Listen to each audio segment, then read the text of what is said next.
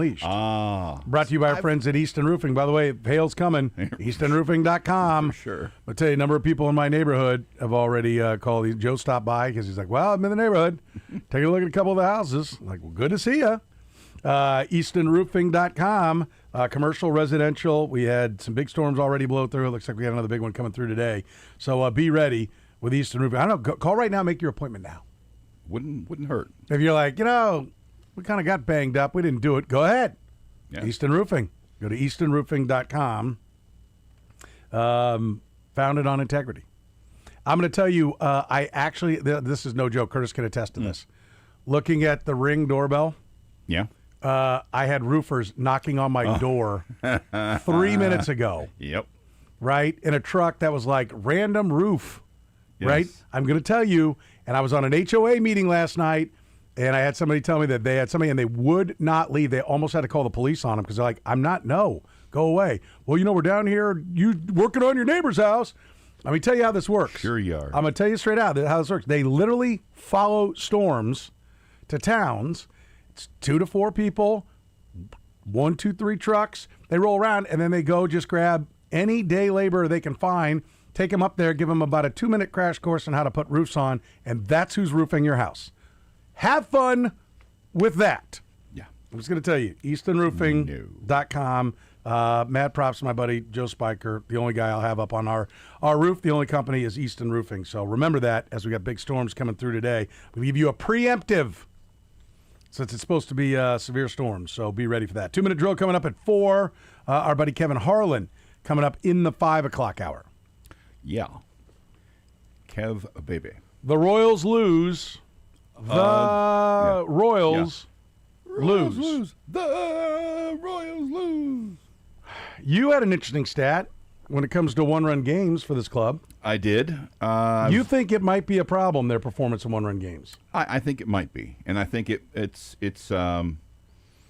maybe big enough of a problem that it's in some way a sign of maybe a reason for some sunshine, maybe a reason for a little bit of hope.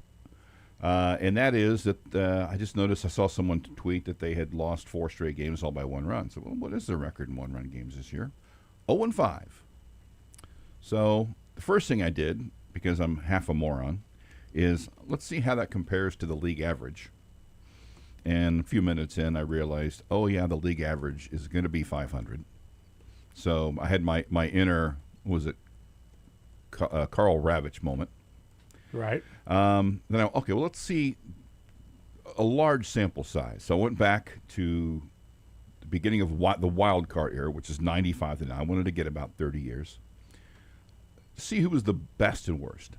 Who was the worst team in over the last 30 seasons in 1-run games? Because the Royals are 0-5. Yeah. And the worst team is the Chicago Cubs, who have a 4.12. What year? Oh, this is just the franchise overall. The whole time. I wanted to get what's the worst you should be able to expect from a team in 1-run games?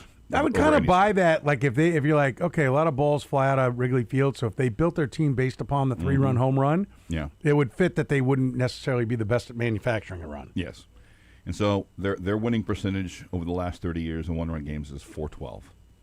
Well, if the Royals played 400 baseball in the 5 1-run games they've played, small sample, but if they played, that's 2-3.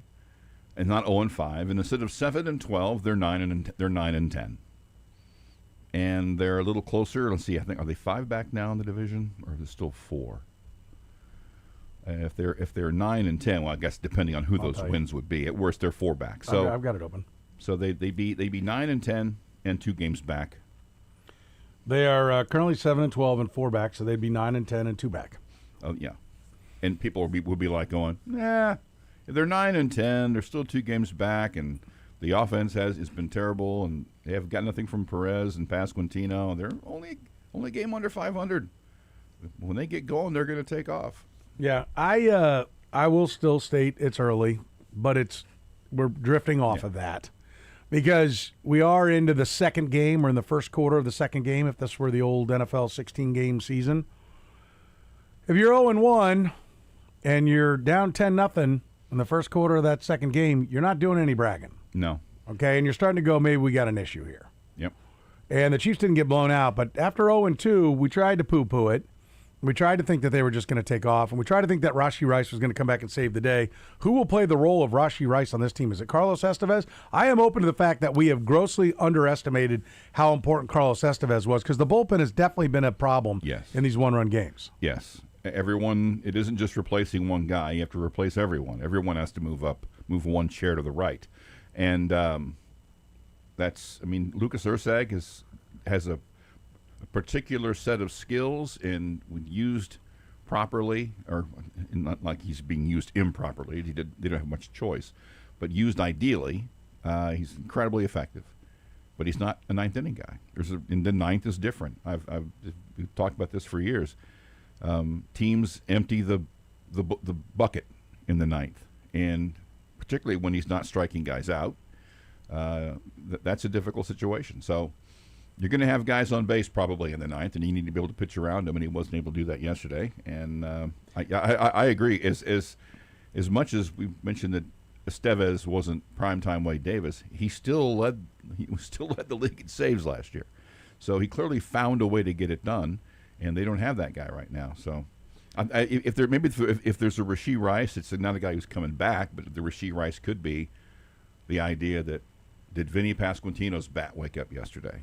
The game-winning runs, Lucas Ursag gave him up yesterday. Eli Morgan gave it up the day before. By the way, of these five, it's been the last 4 games are 4 of them. Yeah. Right? That should be pointed out. They only had 1 before the last 4 games. The one before that, it was Nick Mears that gave it up. And the one before that, it was... Who was it on Sunday? Sunday, it was all on... No, it was John Schreiber, but he gave it up in the 7th. All the others have been the 9th. Yeah, last at bat. So Schreiber gave it up in the 7th. I don't know how much that one would have changed. And then the first one, which was on April 7th against the Guardians, the loss went to John Schreiber again in the 9th. Yeah. So 4 of the 5 have come in the 9th inning. And 3 of the last 4, the Royals have led at some point in the game, and two of those they've led late. So if they had Carlos Estevez, and they did win 2 of these, and they were 9-10, how much more confidence would we have, or would we still be lamenting the lack of runs?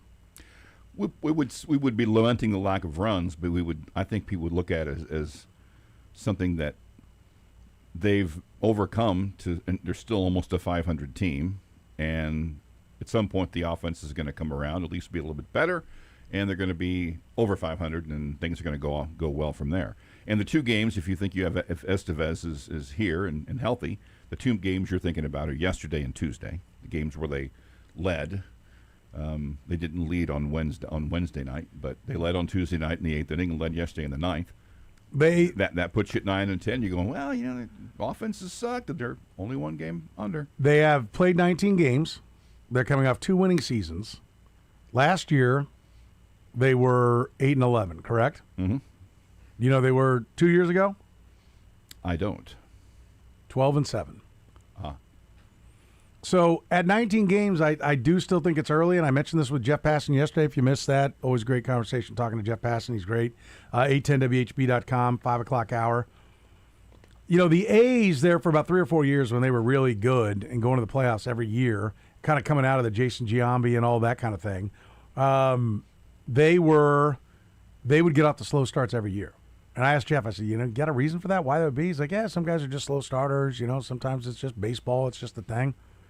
But so I don't want to in any way, shape, or form act like, the Royals can't just get white hot and end up still having a great season, because the A's would do that. Yes. I remember a lot of times they'd be 8-16 or something like that, and then they would just be like, from May 1 on, it was just like insane how well they would play. They were playing 700 ball after the All-Star break. I still think the pieces are much better than what we're seeing right here as far as the starting pitching and the hitting goes. I do believe in the hitting coming around. And we saw it. I mean, they scored 9 runs yesterday, so it was better. It wasn't like the fictional 5 they scored one of the games last week, where they should have scored 8 or 9. It was basically given to them.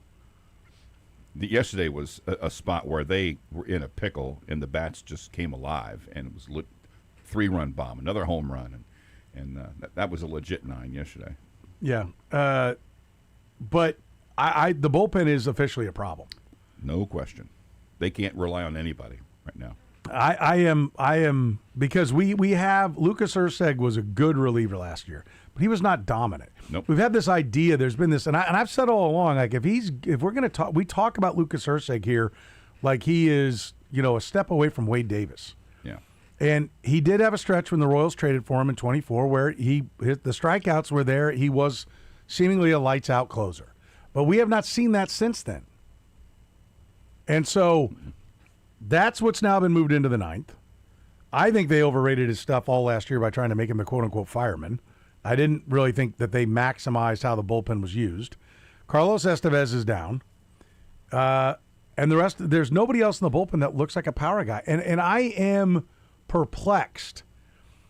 And I'm optimistic that we're going to start seeing some power arms come through. There is one guy, I think might be in Double-A, who has the kind of 14 Ks per 9 that you want to see in that you want to see in the minors. But I'm going to tell you, anybody who does fantasy baseball, there's 3 of those guys on every team except this one. They don't even have one of them. Yeah. Now, as we know, it takes high school guys 5 years, right, to be ready for the big leagues. College guys 2 or 3 years to be ready for the big leagues. We're not that far. We are beginning the 4th season under J.J. Piccolo's control. So this is where we should start seeing some guys. And we've already seen Jack Caglione. Carter Jensen predated him, but he drafted Jack Caglione. I know Cameron predated him because Noah Cameron was in the Mazzucato draft? I don't remember which draft he was in. But anyway, that predates him. But we have got to see, I am optimistic that we're going to start seeing coming roaring out of A-ball and making its way up some guys that can really mow some people down. Because you can't need to go find 4 guys. Like the guys who really do strike people out are usually, they're not available, right? Or they're hurt. Yeah. And you don't want them. If a team has them, they don't want to give that guy up or he's hurt. Now, I don't want to see the Royals out there giving, $20 million a year on a 4-year guaranteed deal to any closer because closers blow up. I expect them to develop, and that's what I watched out of the Tampa Bay Rays was that every year their closer is somebody different. In the year, they might go through 3 different guys. The other guys don't just fall apart, but they just, this guy's hot, we're going to ride him. This guy's hot, we're going to ride him. And then the other guy goes to being a setup guy, and their bullpen's really good. We're not seeing that. So I still believe they're going to hit.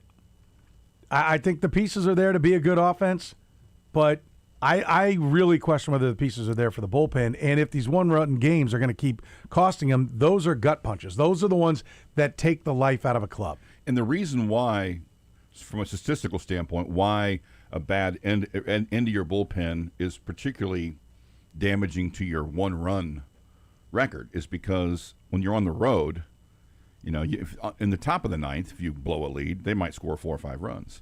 The game ends the minute the other home team is ahead. So there's a lot of those one-run losses are games in which the team scored 1 in the 9th. They might have scored 2 or 3 if they played it differently. Because I think people go, well, why is it necessarily the closer that is the one-run lead? Because just the weird quirk in baseball. Let's look at Erceg's numbers.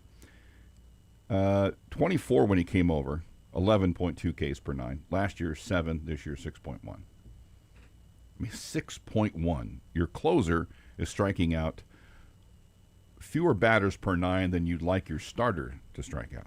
He can't be your closer. No. I mean, he can be now because you don't have better, but the plan cannot be Lucas Erceg at the back of the pen. No. And that's who's he going to point down? Hey, you. He has no good answer right now. He just has to hope the offense scores enough runs so they don't have to worry about it. Yeah. And usually when you score 9, that's the case. But Chris Bubich had some location problems. He got knocked around. So is this just a run of bad luck or bad timing, I guess, where things just aren't lining up? Well, I guess we'll find out. This 3 in New York is not generally where the Royals go to get well, a 3-game series at Yankee Stadium. Not exactly a trip to the pharmacist. And I'm not I'd like to take. I mean, I can dream a dream of 2 out of 3.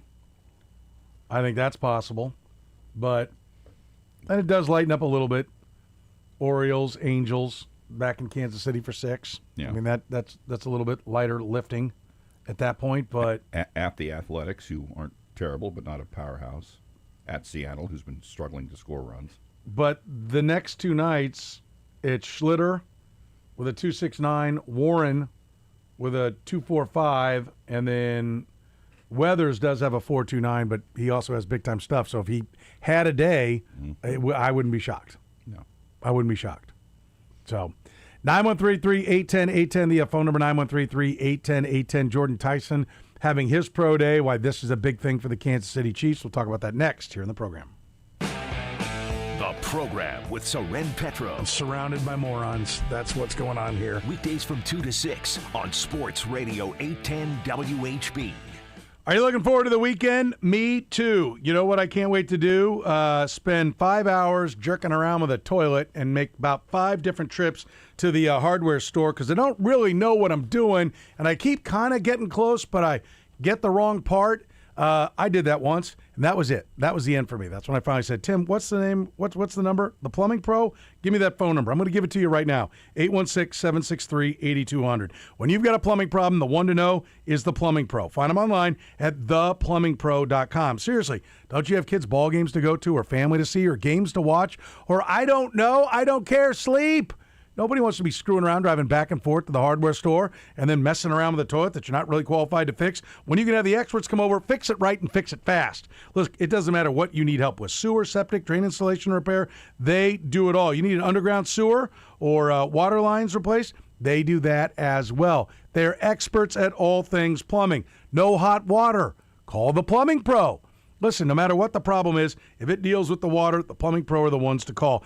I'm going to tell you another story. Had a company we'd used for a while, and every time we called, it just kept getting worse and worse and worse. The name was the same, but the service got worse and worse and worse. Did a little research finally, found out the company that we had been going with, they had sold out several years before. It was owned by some national company outside. You may see some of the same names you've always seen driving around town. Do your research. Find out if they're really a local company. The Plumbing Pro has been locally owned. Steve and his team have been here since 1980. They live here, they work here, they raise their kids here. Steve even coaches here.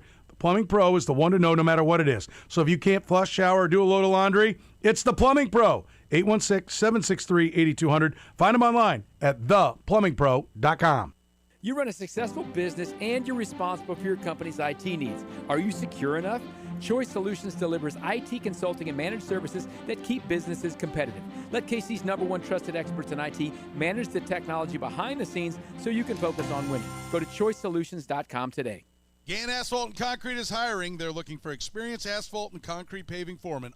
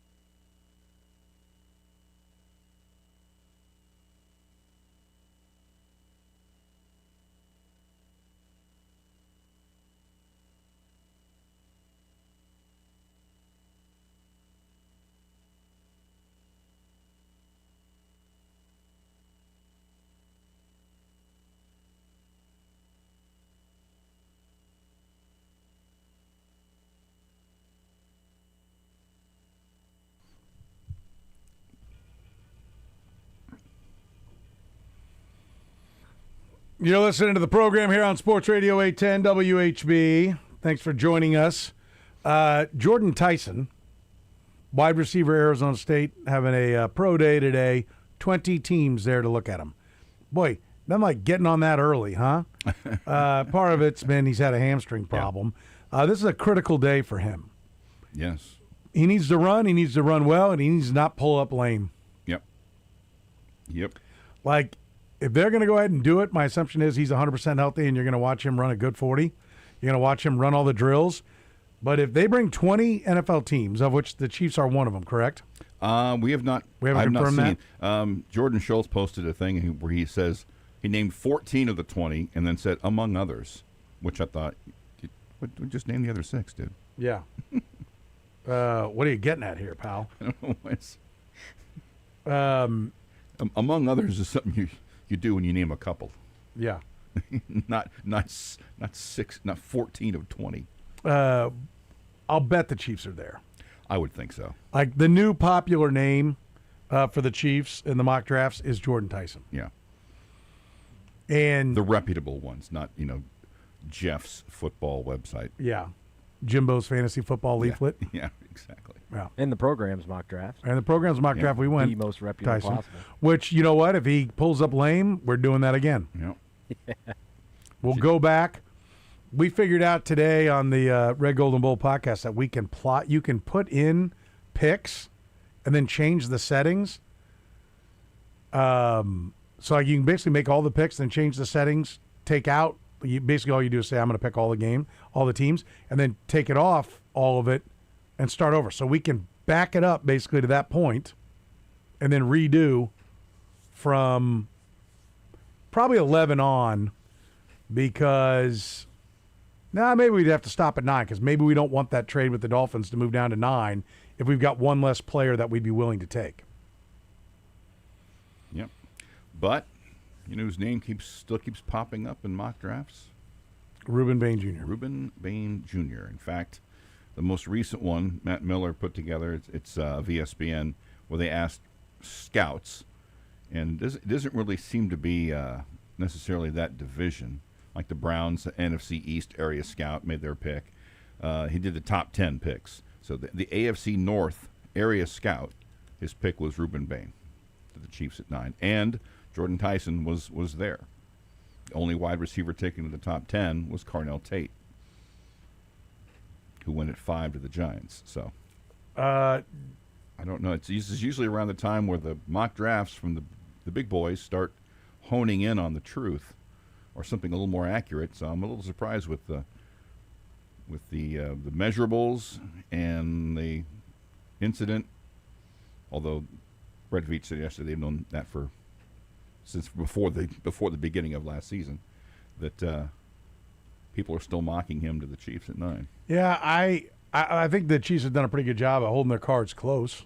I mean, I think we can agree that not a lot of information is getting out about them. I don't think Brett Veach minds if there's still a thought that they are going after Reuben Bain, particularly if they're not. Hey, somebody looking for an edge?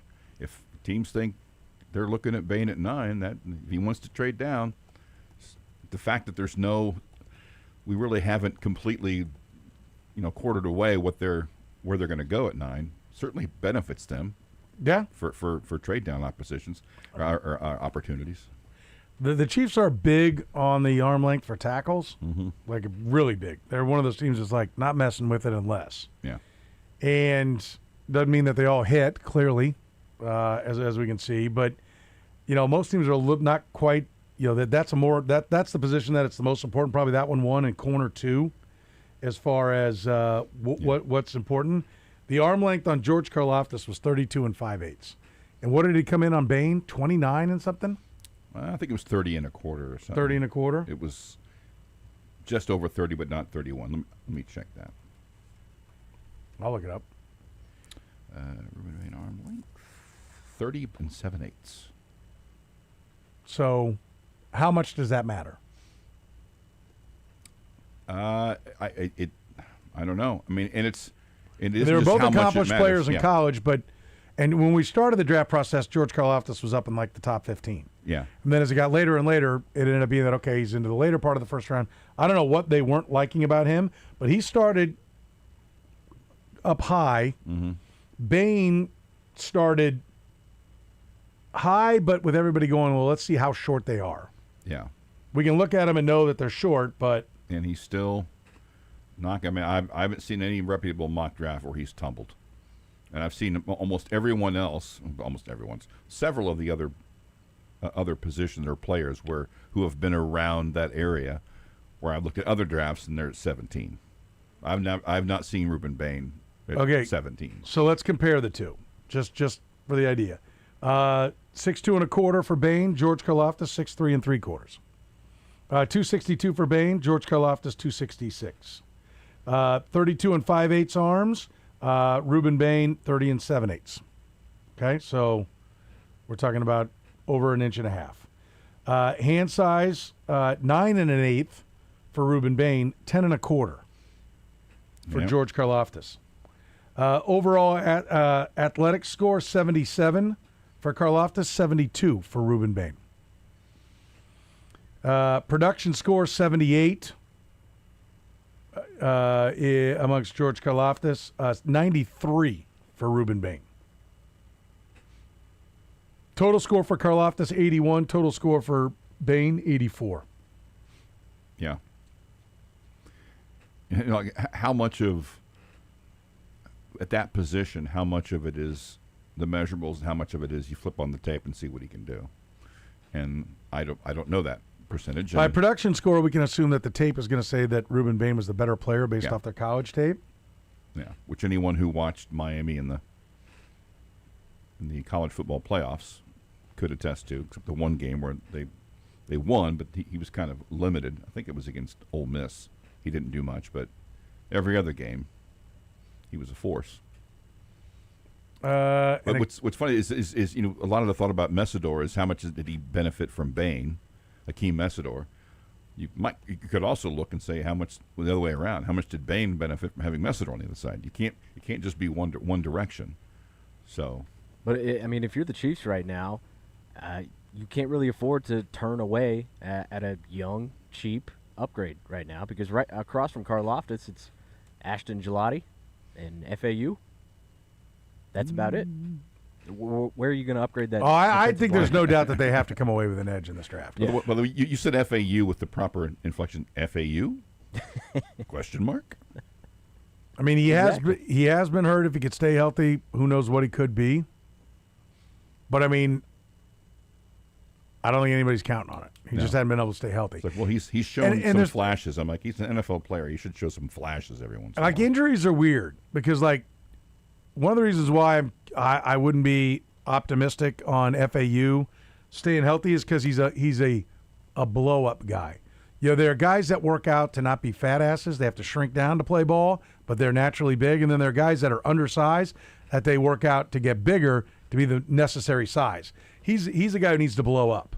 And so the injuries, to me, that's like, okay, you know, he's basically a smaller guy already. You know, yeah, in and now a he's larger hurt. frame. Where if you talk about, what is it, Caleb Downs, the D tackle from Florida, that guy's just naturally Caleb. What is it? Banks. Yeah, he's just naturally big. Yeah. But his is his own problem. That means he's got a bone in his foot that's broken.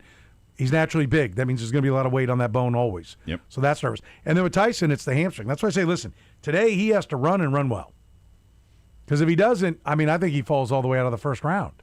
If you've had 20 teams fly there, you're saying he's healthy. So if he pulls up lame, there's no like, well, he's not quite healthy yet. You know, we just wanted you to see him. No. Yeah. No, you would not have this. You'd be better off leaving it unknown and saying he needs 2 more weeks and just roll the dice than bringing them all out there for him to get hurt again. No question. Right before the draft. Yeah. So my assumption is he's going to be healthy and he's going to run, and if he runs well, he's going to be the number 1 wide receiver taken. Yeah, there's some potential for movement either direction. Yeah, so we'll redo that next week, probably either way. If he runs about the same as Tate, then we might be able to let it stand, but we'll see. We'll take a break. Talk to Jake Reed. What's coming up with the World Cup next?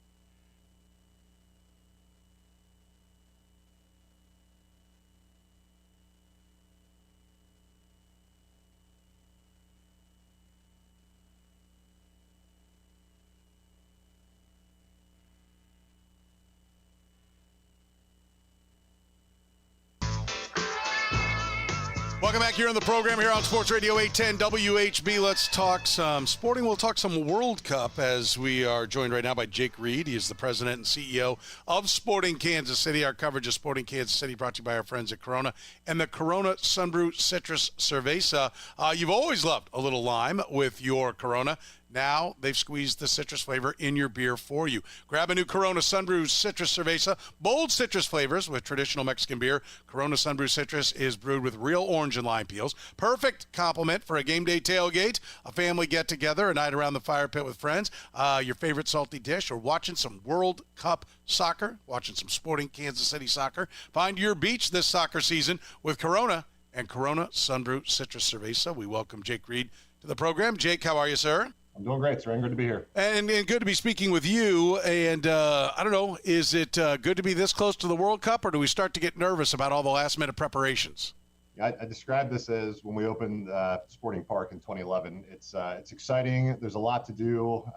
We're going to be ready, but we're in crunch time right now. So we're excited to get to kick off here in a very short amount of time. So what are the things that are left to be done? I mean, like, what are we still figuring out transportation, or are they fine details that the fans won't see? Yeah, I think people ask me this all the time. If you ask me a month before the season starts, are you ready? The answer is no, but we've got the plan to get there. And I think that the plan is good. The strategy is in place. Now it's just execution time. And so I'm not concerned with anything. I think it's just we've come up with a good plan. We've got the right people in place. Let's just execute and get ready. But we're full steam ahead as we track towards the first game in KC on June 16th there. Now, my buddy has been to World Cups all over the world. He's a huge soccer fan. And he said Kansas City has no idea what they're about to experience. And so I've kept that in my mind whenever I'm thinking it's going to be bigger. But do we have a way to track, the numbers that are coming? Do we know based upon flights filling up or rental cars, hotels? Do we know roughly a number that's coming to town right now? We know a rough number, so 650,000 is the estimate. That's based on Visit KC, and it's all the stuff you just mentioned, Soren. It's what's the uptick in travel, what's the expected hotels. Then I think after the fact, we'll have, I think, more accurate numbers based on all of that. But I mean, listen, I think it's going to be a great. The event's going to be spectacular. I talk to people all the time, and some people are saying, "I'm leaving town," and I say, "Don't leave. Like, this is going to be an experience like none other. Soak it in, enjoy it. It will be something that I think in Kansas City you'll probably never experience again, and it's going to be a cultural, totally different cultures coming in, all these countries, all these fans. We don't know the knockout rounds yet. That itself will be fun when we find that out. So, yeah, it'll be like nothing we've seen, but I tell everyone, soak it in and enjoy. At any one time, do we know what the maximum number of visitors will be at any one? Because they'll come and go, right, based upon what teams are playing. Do we know what the most we'll have in town from out of town at one time would be?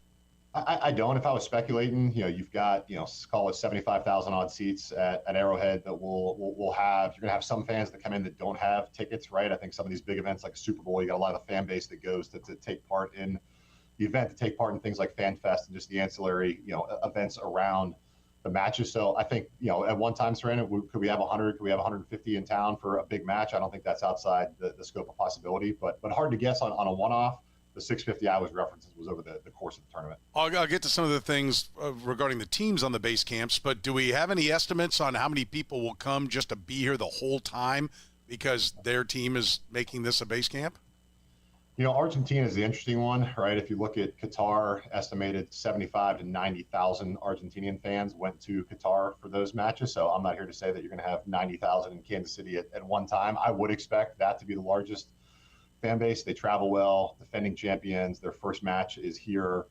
Their next two games are in Dallas, so they've got an HQ here. If they win the group stage, that quarterfinal game could be here. So if you're an Argentina fan, Kansas City feels like a pretty good place to hang out. And how many, do we have any idea how many homes are being rented out? Maybe they aren't leaving town, but they're staying with relatives, to keep, because I don't know that, is any city got hotel rooms for a World Cup event like this where you've got, I don't know how many cities have had 4 camps in addition to having matches in their town. So this may be a trial run for everything, but does anybody have just pure hotel space for everything that this is going to take, or is the VRBO Airbnb world always an integral part here over the last 20 years? Yeah, I think again, there'll be all of the above, right? I think hotels will fill up, particularly as you get close to those games. And it's funny, good time. I was just coming off MLS league meetings for the last couple of days in LA for Board of Governors, and everyone kept coming up to me saying, "How in the heck did Kansas City get these 4 teams in KC?" So certainly, those in the World Cup were the talk of the base camp, the rumor mill. For sure, but I think it'll be great. I mean, listen, I think hotels will be full. I think Airbnb will be a big part of that. So if you need a space in the basement, Soren, I can help you out. But I think it'll be quite the event over the 30 days of the summer. I've been told no, this is not an option. So I was never got off the ground in my house for sure. We're talking to Jake Reed, President and CEO of Sporting Kansas City. Transportation, right? This is going to be a big one because my understanding is there are no parking spaces at Arrowhead. Is that correct? Because there'll be some very limited compared to what you would see on kind of a Chiefs or even a Royals match day, but it'll be significantly less than a normal kind of event out there. And if somebody says, "Well, that's how I'm going, I want it," how do they get them? Or are those already spoken for? Spoken for. A lot of those are the folks who bought the suites, bought some of the hospitality packages. Unknown if they'll release some as they get closer. They're probably holding some back just to make sure they've got space, but transportation is a big part of what the host committee has been working on, right? I think probably the only city that doesn't have a robust public transportation system in place before the tournament. I think this can be one of the legacy, hopefully, plays that come about. I think the team's got a great transportation plan to get everyone from the region to FanFest to Arrowhead and then back, and I think that covers Kansas and Missouri. And so I think for those, particularly the European fans coming in or non-American fans, that's going to be more usual for them to jump on a bus and get there. For those who are not used to going out to Kaufman and Arrowhead, might be a little bit different, but we'll have a really good plan in place. And FanFest is at Union Station, correct? It'll be the south lawn of World War I, so right around there. Okay. Kind of the back end of it on the flat side is right. Where FanFest will be. Okay. So on the south end. Okay, so in that neighborhood, in that area, yep, where we've done many events with lots of people there. So what is the transportation? What are all the means that are going to get people from there to the stadiums and how many other places? Is it just running back and forth between those two and you're on your own to get to, say, a FanFest area, or is there transportation to hotels in the Northland, hotels in the Loop? How is that going to work?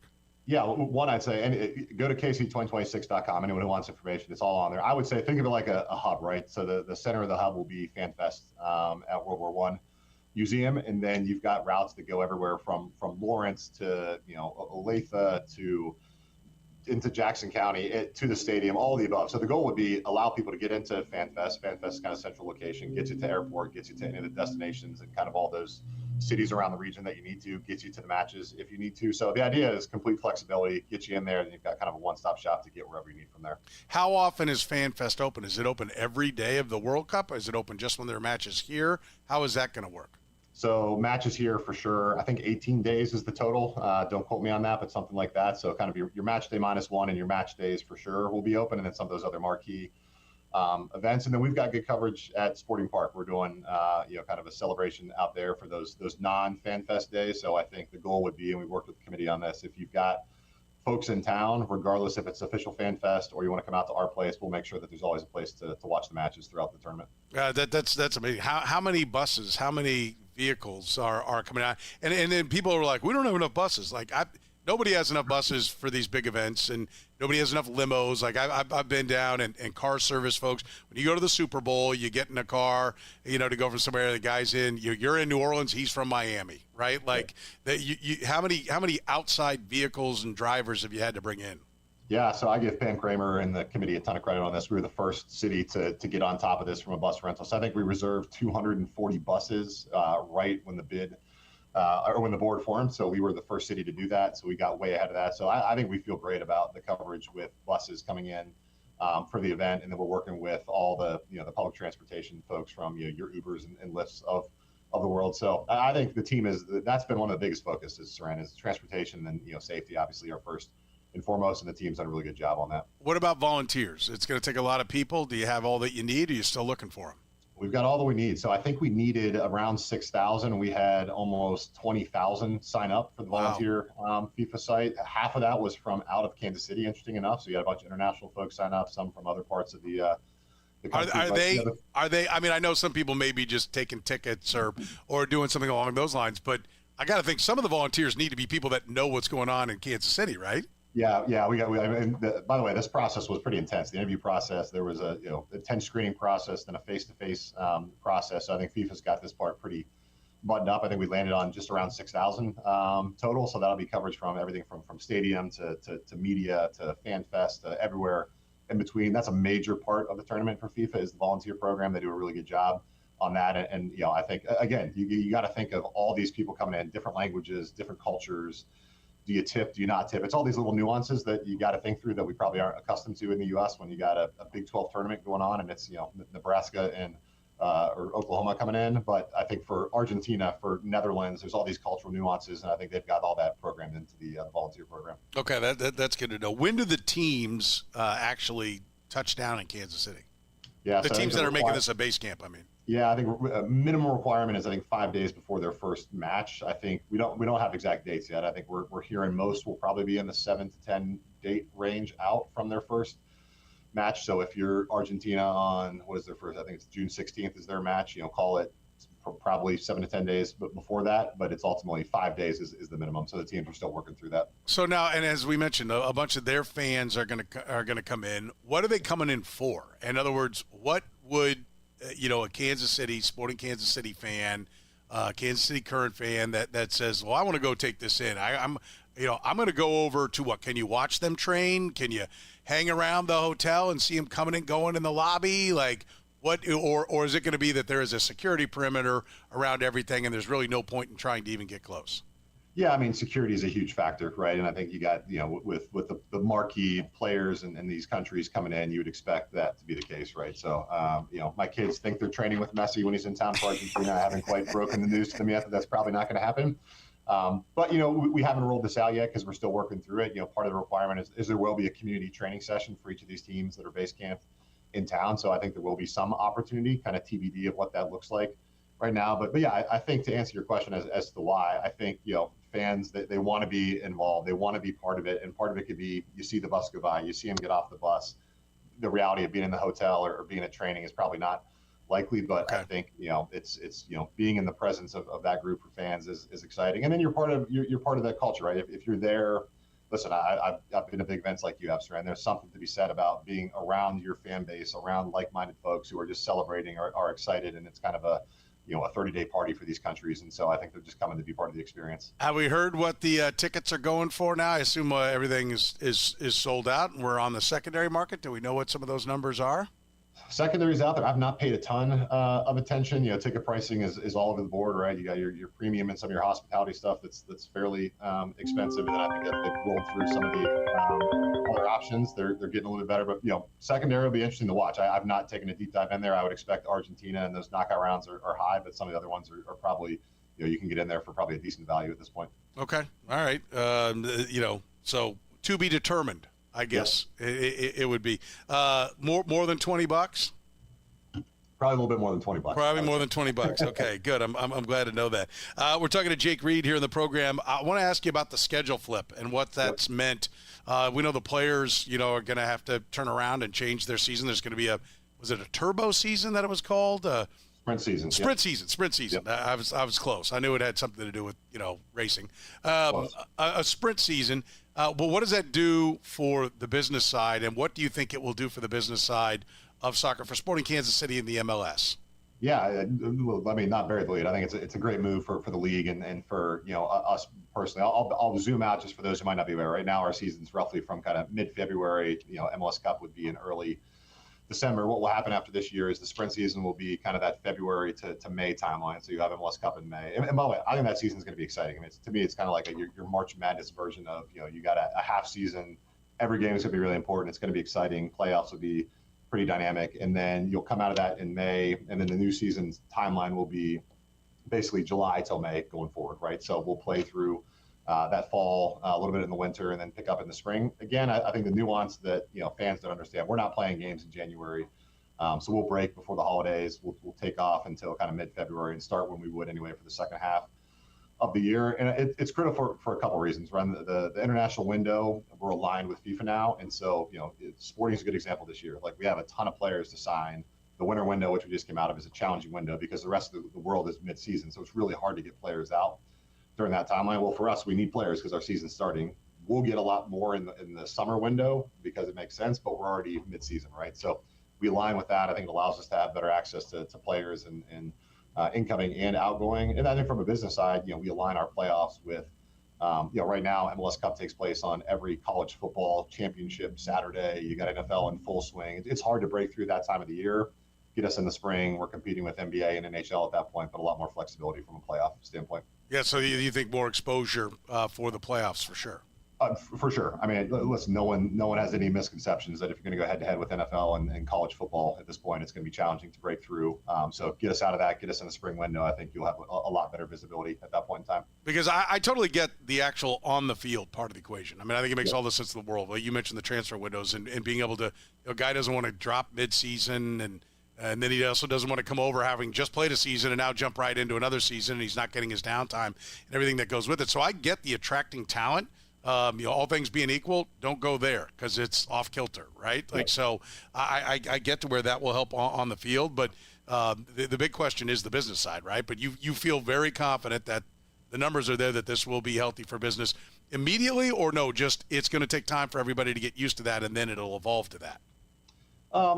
I think maybe not immediately, but I think pretty close to immediately, right? Okay. I think we got some education to do, and I think it's always, our sport by nature is more confusing, right? We've got Open Cup, we've got all these competitions that are kind of mid-season. But I think the reality is when you see the schedule, when you see the differences, I think it's something like 91% of our matches are in the time period they're already in. So we're not really flipping it that much. We're just kind of realigning how it starts and finishes, and so I think it'll be a pretty quick, benefit from the business side. Okay, we're talking to Jake Reed here. Time for our final four.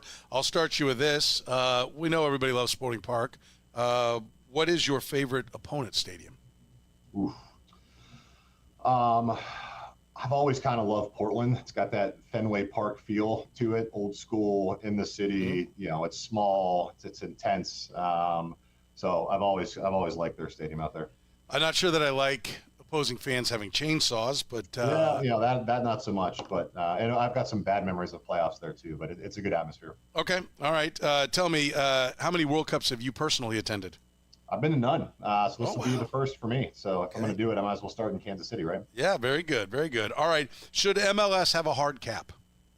Oof, this is a constant debate right now on what that looks like. I think so. I think it'll be interesting as we get into flipping the schedule, open up the player stuff like we talked about. And I'm getting out of my lane here as the non-soccer side guy, but I think you need to have some sort of cap. I think baseball is probably going to be in a tough spot here from what I'm looking at going forward. So I think we're generally in the place we should be, but there's probably more flexibility coming. Okay, and then finally, how long until I don't know if you've heard, but in the news there's been a lot of stadium talk for the last year or so. How long before Sporting Kansas City's talking about a new building? We're going to let the dust settle and everything else, and then we'll go from there. The venue's in a great spot. We're taking great care, and credit to Cliff and the Illigs and the ownership. I mean, they put a lot of money back into it, so we're in a fantastic position. So, been watching from afar with all the other drama, but we're in a good spot at Sporting Park. All right, Jake, sounds like we're in a pretty good spot for the World Cup as well. We really appreciate the time and you laying it all out for us. Hopefully we get a chance to talk to you again soon. Absolutely. Soren, always a pleasure. Appreciate it. This end of the hour question is brought to you by Twin Peaks. Do you consider yourself a bourbon connoisseur? Twin Peaks offers an exclusive and extensive collection of some incredibly rare bourbons, whiskeys, and tequilas. Twin Peaks, eats, drinks, scenic views.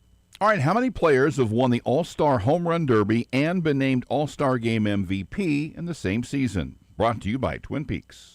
Paid for client portrayal and endorsement. The choice of a lawyer is an important decision and should not be based solely upon advertisements. After my car wreck, there was a lot I didn't know. I do know. If you've been hurt in a car wreck, call me. I've got this. Mike's got this. 816-888-7500. Mike's got this. This is Taylor with Smart Home Lending. Most home buyers talk to one lender and stop there. But rates, fees, and options can vary more than people think. We compare multiple lenders with clear guidance and fewer surprises along the way. Check your options at smarthomeLending.com. Zarda Barbecue and Big Brothers and Big Sisters are teaming up to bring you the KC Royale with cheese. Burnt-ends and pulled pork stacked with 3 cheeses and crispy onion straws. It's the KC Royale with cheese for a limited time at Zarda Barbecue. Come get some. The FIFA World Cup is coming to KC, and the FIFA Fan Festival will be the heart of the game. It's a celebration unlike anything this region has ever seen. Watch matches on giant screens, enjoy live performances, food, drinks, and connect with fans from around the globe. General admission passes are free, or explore premium options. This party isn't just for soccer fans, this is for everyone. Reserve your pass now at kc2026.com/FIFA Fan Festival. Terms and conditions apply. Robert Brogdon's Olathe Buick GMC is knocking it out of the park with incredible deals on new Buick and GMC models. The heavy hitter, GMC Sierra, is now available with up to $15,000 off MSRP, and the new Buick Envista is a steal, priced at under $25,000. For 3 decades, the Brogdon team has delivered all-star service and a winning selection. Come see the lineup for yourself, with over 300 vehicles in stock. Plus, every purchase is backed by their 30-day money-back guarantee. Shop robertbrogdon.com or visit I-35 in Santa Fe. Offers include all available incentives. See dealer for details. Get ready for 420 with Suede Cannabis Dispensary and enjoy 10 days of amazing deals. With free delivery, your order comes straight to your door. Visit www.suede.shop to browse a wide selection, including deli-style options. Shop now and save big at any of our 5 KC Metro locations at www.suede.shop. Start the season strong with a new ride at Randy Colonel Buick GMC. Choose from select 25 and 26 Buick models with just 0.9% APR financing, plus up to an additional $2,000 purchase allowance and no payments for 120 days. Randy Colonel Buick also offers a first-time buyer program. Stop by today and ask for Kurtis to learn more. Take advantage of these spring savings going on now. Randy Colonel Buick GMC, where Kansas City drives. Visit them today or shop online anytime at randycolonel.com. randycolonel.com.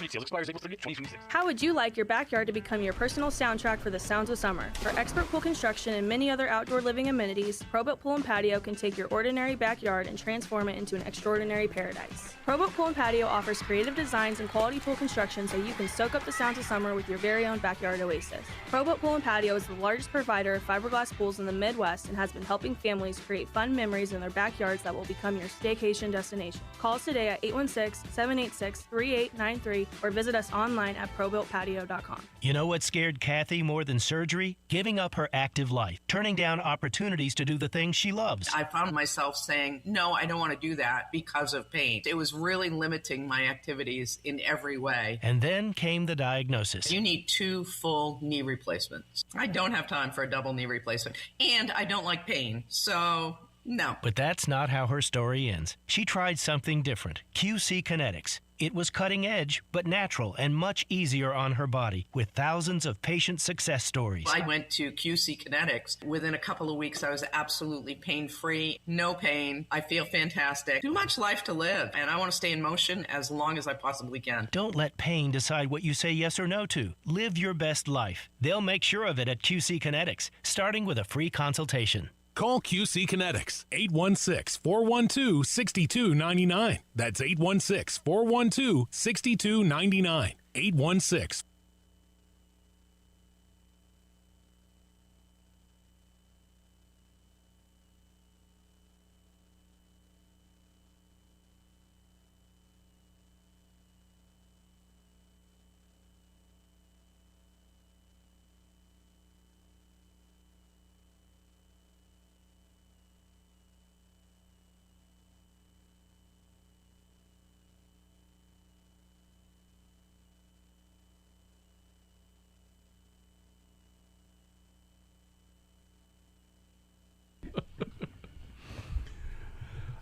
Yes, it is the program here on Sports Radio 810 WHB. A little Danny Unleashed, brought to you by our good friends at Easton Roofing.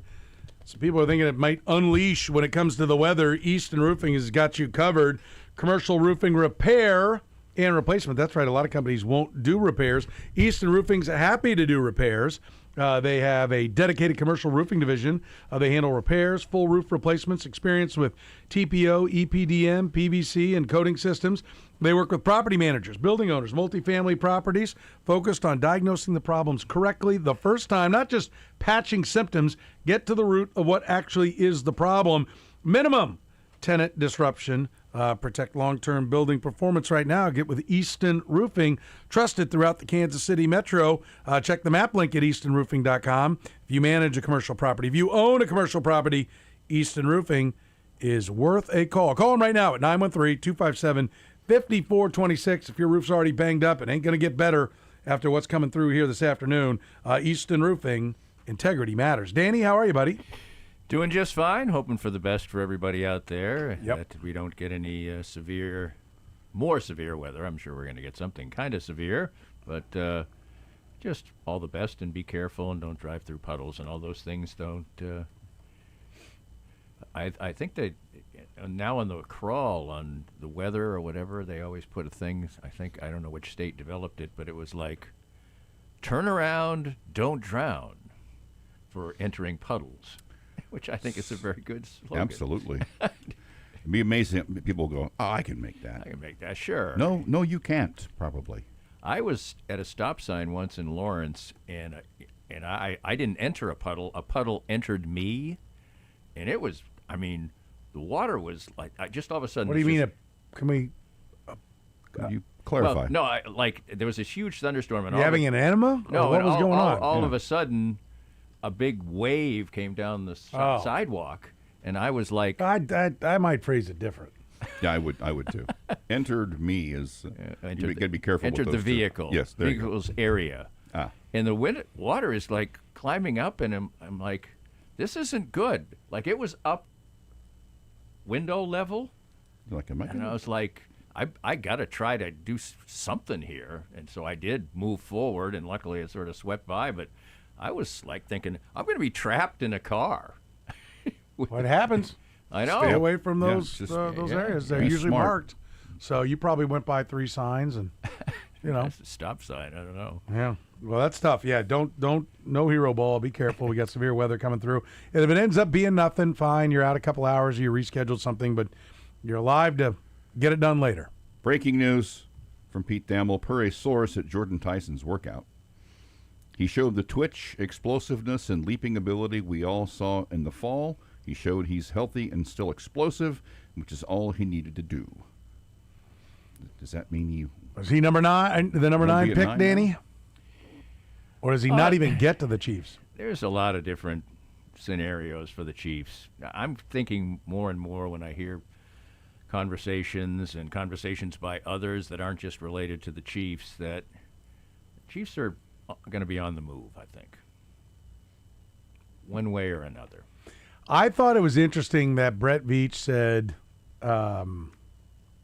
with we've got 2 first-round picks like we had in 22, but with 9 and 29, we can go up with 9 and down with 29, or we can go, down with 9 and up with 29. I'm like, technically you could go up at 9 and 29. Right. And you could go down at 9 and 29. Yeah. But he seemed to map out that here's our plan.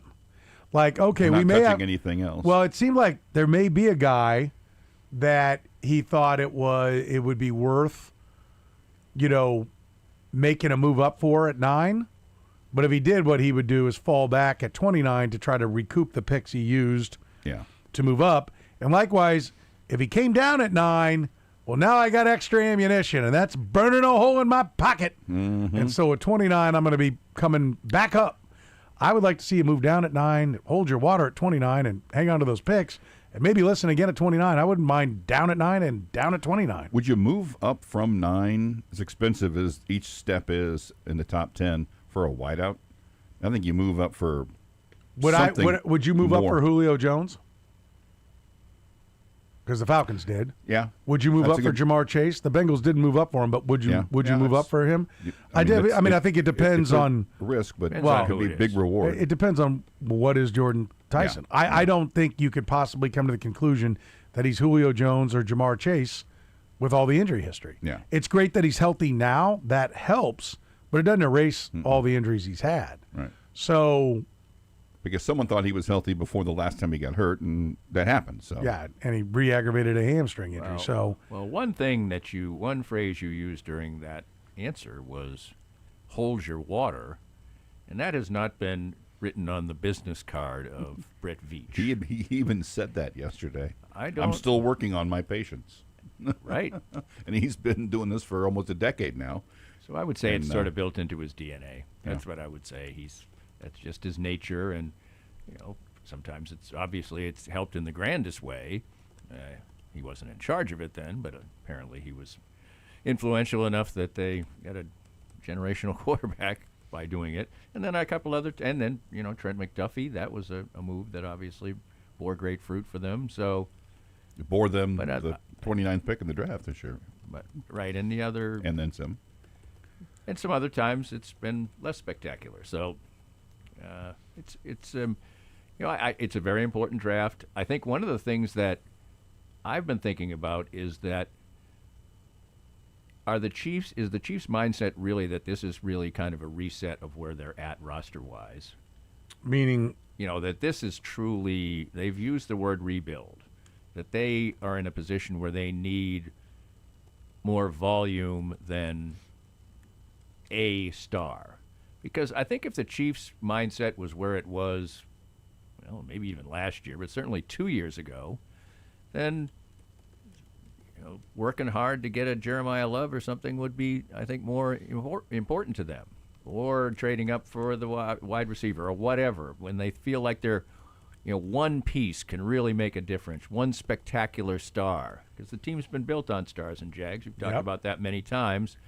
But maybe right now they have looked at the landscape realistically, which I'm a little dubious about, because I think the Chiefs really kind of internally probably, even though they've said these things, I still think they're probably, as most organizations would be, on the optimistic side of where they're at. I think other people would evaluate and say, this team has got to be sort of, built from the studs up again, with obviously the linchpin of having the best quarterback. And if that's the case, then you want more volume. And You think? And I think you always want more volume. I think you always want more volume because I think the reality is you always want more volume. I always want more volume. Yes. It's lottery tickets. I mean, I'm willing to acknowledge that we're not going to get it. We're going to do all this work and we're going to get it wrong on something. And so the more, I feel like we'll get it right more than we get it wrong. So if you give me 20 picks and I can go 65%, I'm going to get 13 good players. If you give me 10, I'm going to get 6 or 7. If you give me 5, I'm only going to get 2 or 3. I'm going to get 3. So I always want more picks, and it is a delicate balance, and I do think Brett Veach understands that more today based upon his comments in his press conference yesterday, his Zoom press conference yesterday. I think he believes that as well. But I think to really be great at the draft, you got to stop loving players, period. You got to be like, this is how I stack them. But you definitely want to do the interviews. I think more so, you almost just want to do the background check. You want to hear what everybody else thinks of him, right? Like, oh, we got him in there. Well, he's probably going to be, kiss your ass because it's a job interview. You ever go to a job interview? I had one job interview where I was like, told them something they didn't want to hear. It's because I didn't want the job. And they didn't hire me, and they shouldn't have. I was going to be miserable. But any job you ever want, you tell them everything you think they want to hear. Yeah, I think it just depends on whether people think that they are a great reader of human nature. But I would lean towards what you just said. He interviewed well. So what? The guy didn't walk in and start throwing obscenities around, and he didn't pull out a pipe. He did the minimum. Okay, now there may be sometimes there's a certain vibe that somebody gives off that is totally off-putting. But for instance, then you could just pass on Aaron Rodgers. Yeah. Well, he couldn't have been a great interview. Yeah, Sorry, even back then. The distinction between interviewing really well and not interviewing poorly. What is he interviewed well? What does that mean? He did what as you said, or man, we found a depth of character and intellect and that we haven't seen before. There is a distinction between the two. I know that, but the world is filled with excellent salespeople. Yeah. Well, but some of the interview is also like, okay, we're going to go over some offensive concepts. Can you get it? Yeah. Right. Yes. Because one of the big things that differentiated Patrick Mahomes over Deshaun Watson was that when they went to the whiteboard, Mahomes immediately picked it all up. Was like, okay, well then I'm going here and I'm doing this, and Deshaun Watson. He wasn't dumb, but Mahomes was like a savant. And they're like, okay, well, better arm and gets the whiteboard better. No-brainer. Seems like that's almost reserved for quarterback. You can do it with other They do it. If you watch the Giants Hard Knocks, the off-season Hard Knocks, they were doing that with Malik Neighbors, and they were bringing in a number of wide receivers, and they were going, okay, here's what we're doing, and here's your key, and they were putting it up there, and it was so theatrical. I mean, it's one of the reasons why I was like, this is why Brian Daboll should not be a head coach, because he's either playing to the camera, or I'd be like, he's like, okay, we're going to do this, and we're doing this, we're doing that, and he writes some things up there. He goes, what are those terms I gave you? I'm like, all right, settle down with the, like, what is this? This isn't a movie about you. Is this a dementia test here? Like, what are we doing I've said here? it a million times. Unless it's a hidden camera, there is no such thing as reality television. Yeah, that's the guy sitting there, a camera crew sitting there. People just don't act the same. They don't. No. They care about what they look like. They care about a million things besides actually just acting like what they would if there was no camera in the room. Yeah. As far as to take it back to Tyson, I mean, I think he healthy and plays as many games as any other wideout. I think he's the number one wideout in this class. But he hasn't been healthy. So how do you view that if you're the Chiefs? Do you, one of the things, an interesting point was made by Jeff Chidilla this morning. He said, kind of like when the draft is like not supposed to be that great, which is what everyone has decided this draft is. Right, and they're decided that next year's draft is great. And if there are 4 Hall of Famers in the top 10 and 3 other guys that are perennial Pro Bowlers, and then there's 2 other Hall of Famers sprinkled throughout, I can't wait to hear years from now when everybody goes, what a great draft. I mean, we loved it. I mean, this guy was great, and that guy was great. And we had 37 first-round grades in 2026. Yeah. I don't know what everybody else was talking about. Exactly. But if it is that kind of year and you're like, well, Ruben Maine has short arms, and the Georgia offensive tackle Freeling has only started, 18 games, and like the other guys on your and Ward's a safety, not a high impact position, and running backs get hurt, and we already just signed a guy. Like, well, isn't this the year you can justify more than ever swinging for the fences with the best wideout talent? Right, or you could couch it in this way that said there's not, there just aren't that many great players there, and we had a chance to get one, so we did. Right. But also it'll be interesting to hear the post-draft press conference, because what do they always go up there and say? Well, he was much higher in our draft board. Oh, yeah. Well, if the draft sucked, then what difference does that make, really? Yeah. I think there's 2 ways to look at pick 9. Like, are you going for the home run, or do you need the floor? Because if it's the floor, it's probably Ward, the safety from Ohio State. Yeah. Because, everybody agrees he's going to be a really good NFL safety, right? Maybe the upside is Ed Reed, and the downside is, I don't know what. I mean. And shouldn't safety start to be more impactful as teams run the ball more? Before it's just like, well, it's just an extra cover. It's just an extra corner who can't run quite as well. Right. And teams ran the ball more this year, like the last 2 years, they've run the ball more than at any time in the NFL going back to 2000 or going back to is it 99 or something? I can't remember what it was, but in 1996, they threw the ball more than the league did in 24 and 25. So in some ways, I'm almost like, if the Chiefs are now going to pivot and go to run the ball and stop the run, is this actually the wrong time to do that? Should you be like, no, like we missed that wave.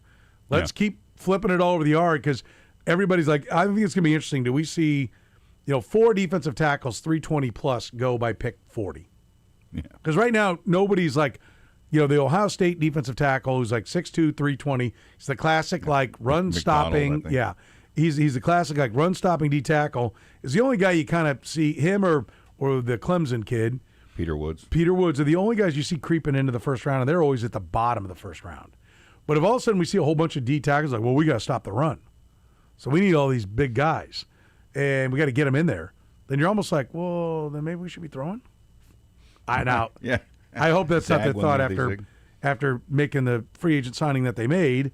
I think, with Walker, they need to run the ball and run it effectively. But I think you either think high floor or big ceiling. But I don't think you try to split the uprights. Almost everyone says the highest floor.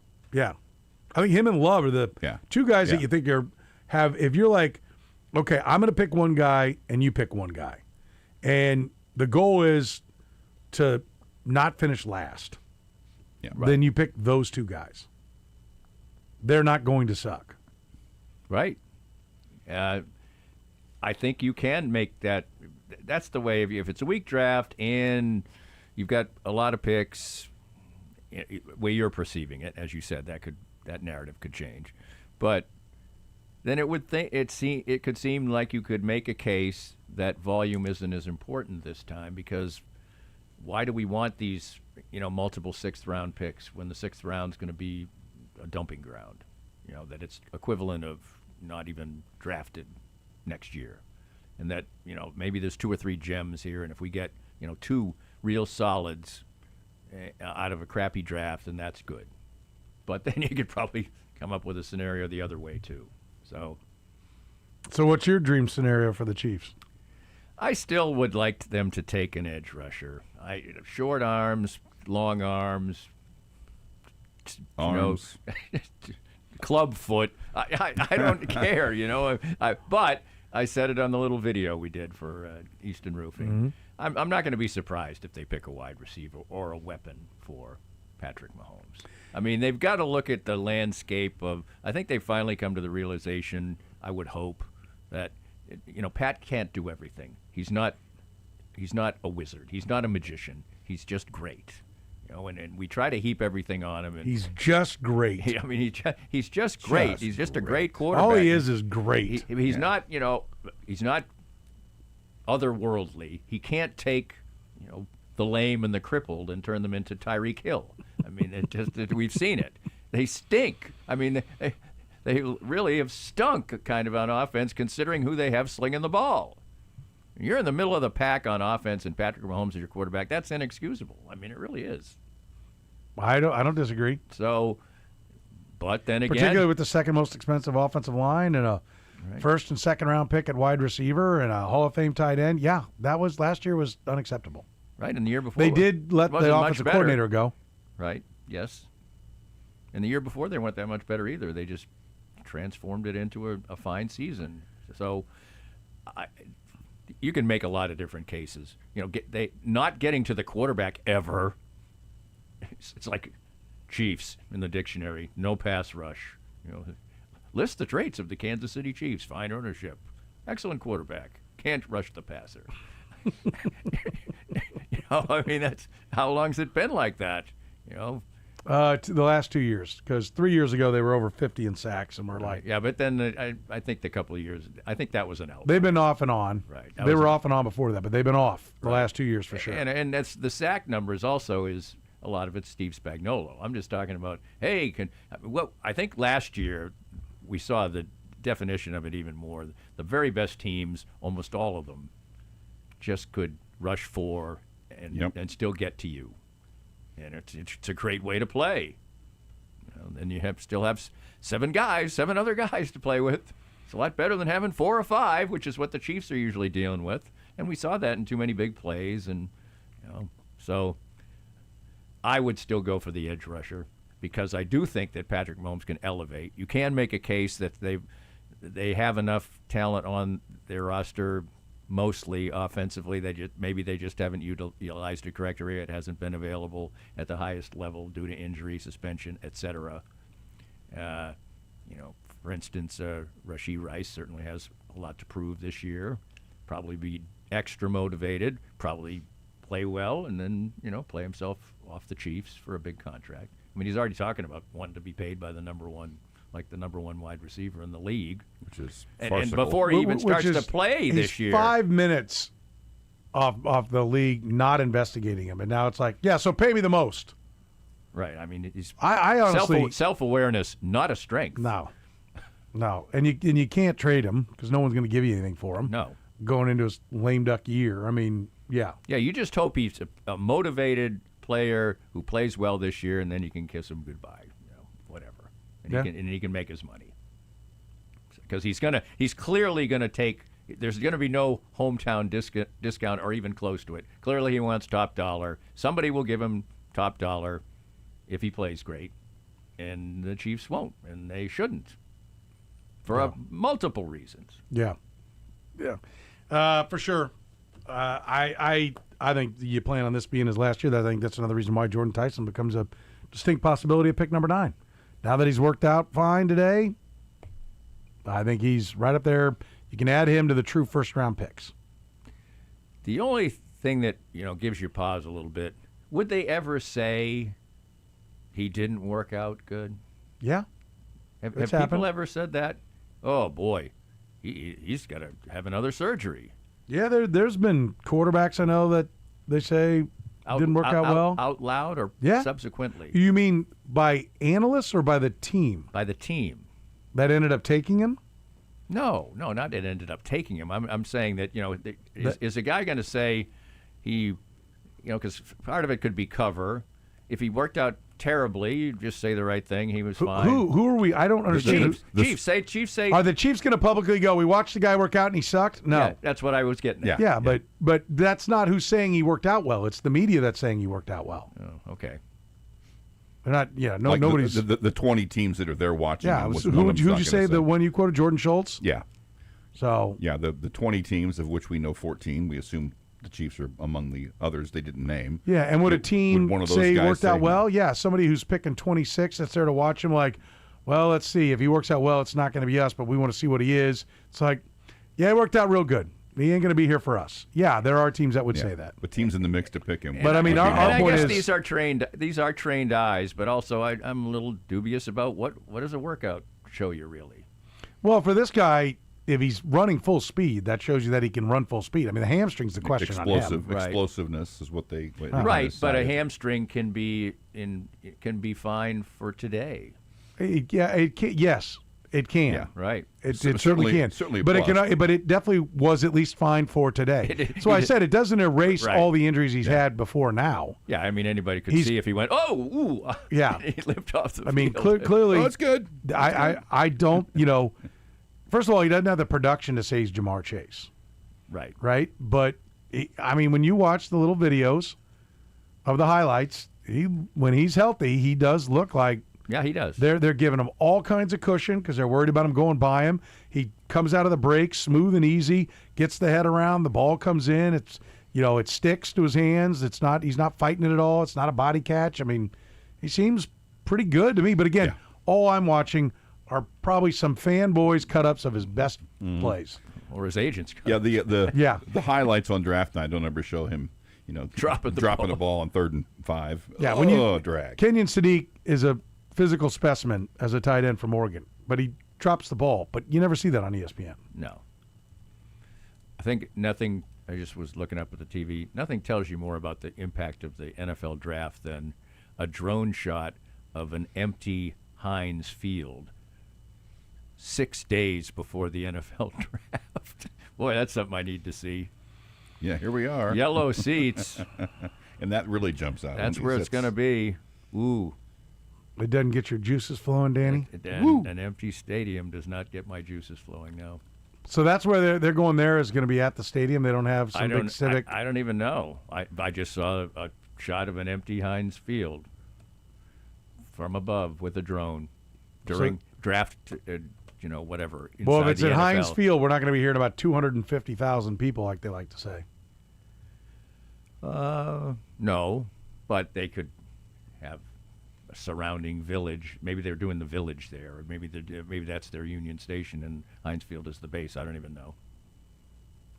I don't even care. Okay. Who cares where it is? I don't. They could have it on the moon. I mean, it's. You called it a bucket list event, didn't you? No. I went. I think that maybe the last one where they didn't do it in New York as an event. That was the Eric Fisher pick, wasn't it? Yes, I went to that. It was still kind of fun that they were starting to do. They had a red carpet and stuff, but it was. I think it might have been the last one where it wasn't actually, with a stage and it was at Radio City Music Hall. Yeah. So it was boring as hell. Really? Really boring. Okay. Really Why? Boring. Well, on TV, in between every pick, guys are talking, they're showing film, they're showing tape. There was nothing going on. There wasn't even like a guy who came out and juggled between picks or anything. Well, I've heard now they have a band up there. I think they do far more, yeah. And I think they put the audio on NFL Network's coverage or something. Right. This was I think I was working it the first night and wasn't going to mess with the crowds the next couple of days when I was here in town, so I don't know. Yeah, but that's what I remember people saying. But like I said, maybe that was kind of what they saw. They said, boy, we could really make this something. because inside the arena it was like hard work. By the way, and also the Chiefs picked first. Yeah, it was over, and he didn't speak for 4 hours. So that helped. Don't forget, we've got Royals and Yankees right here on Sports Radio 810 WHB. 12:35 tomorrow.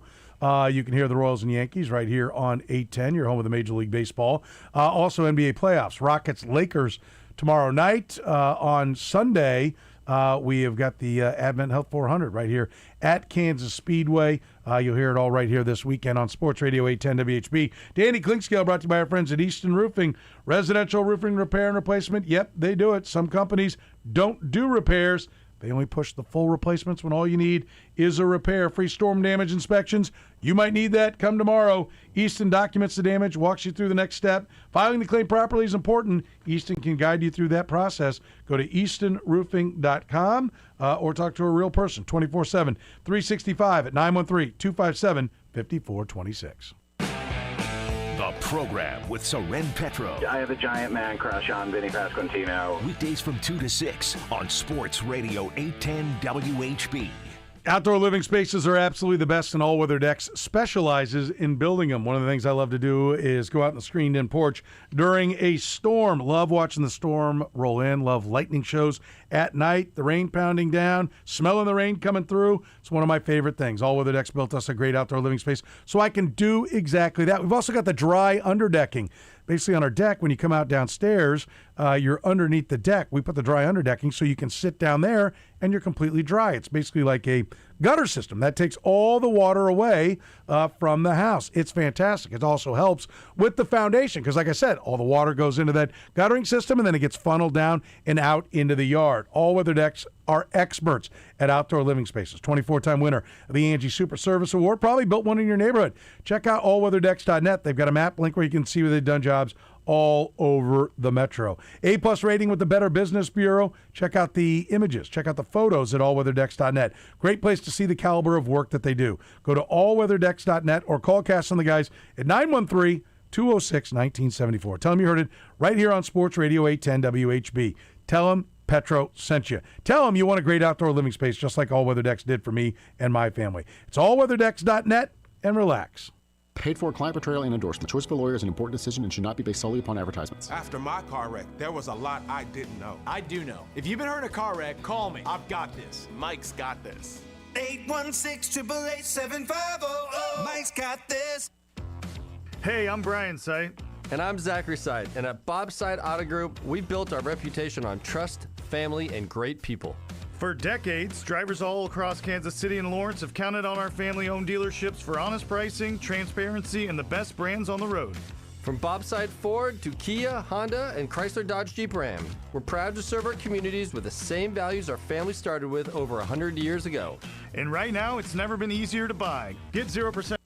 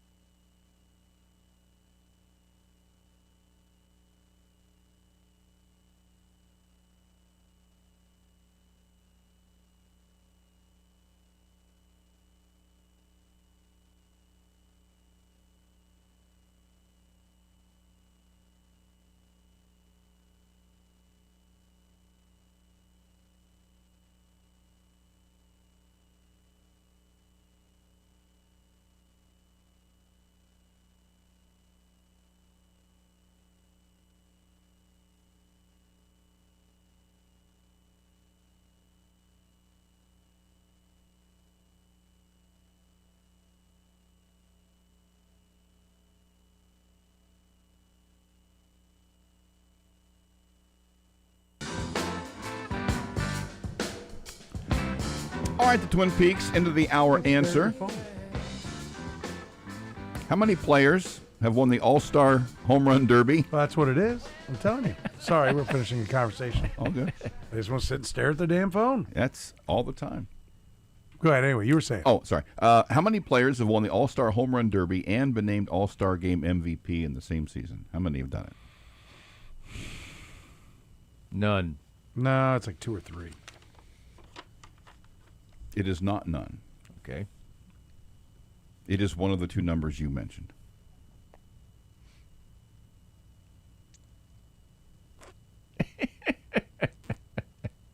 Two.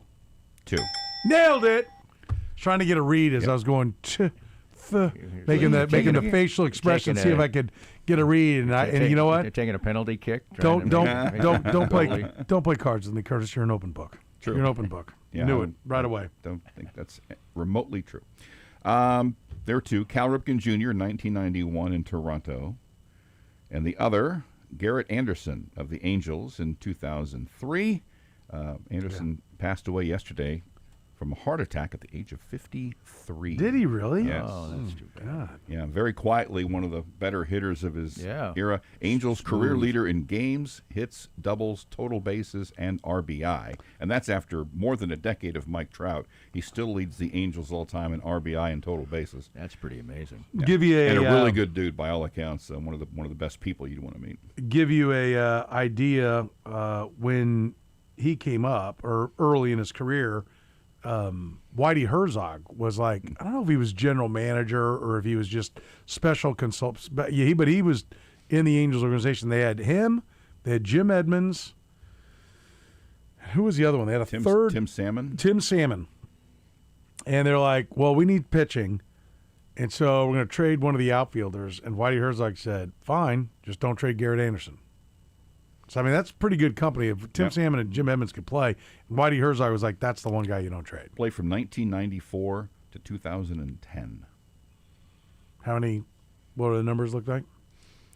Slash line 293, 324, 461, 785. 1,000 runs scored. Whitey might not have got it right. Yeah. 1,000 runs scored, 1,300 RBIs, 287 homers. He's a good player. There's no doubt. He's a very good player. You give up on the Royals? You out? You done? No, I'm not out and done. But yesterday's game was infuriating in many ways, including the fact that they better hit over the next couple days, or I'm going to say what sounds dumb, but I'm going to say it anyway. It's easy to hit when it's 6-1, and you feel like we've lost. There's no pressure. Ooh, now we're back in the game. I give them credit that they caught and passed them. Yeah. But really, can we hit in a 3-2 game? Could we get a few hits there? The one game doesn't. Right. Like, I'm not ready to say it's solved. But there were some great signs though. But over the next two nights, they're up against two pitchers with like 2.5 ERAs for the Yankees that have good stuff. And if they go in there and they hang, 8-5, then I'll say, okay, it looks like they're coming out of it. Right. Yes. From a strategic standpoint, up to first and second, 2 outs, not playing the lines, not playing no doubles defense. Well, the thing that's funny about it, I'm not necessarily, in that case I am. I'm not the biggest in love the most with no doubles, but that's more like when there's nobody on and they're protecting against no doubles in a 1-run game or a 2-run game. In this case, a double ties the game. You know it.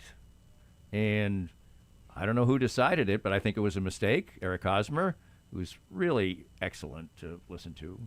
I've enjoyed him, haven't you? I have. I think he brings a lot of. He says a lot of things that I don't even right from the start. Really? At least he says a lot of things that are like a baseball player would know, and maybe we don't. Well, he ought to be because he was always the go-to guy in the clubhouse. Right. I mean, he always spoke for the whole team. Right. So he pointed out beforehand.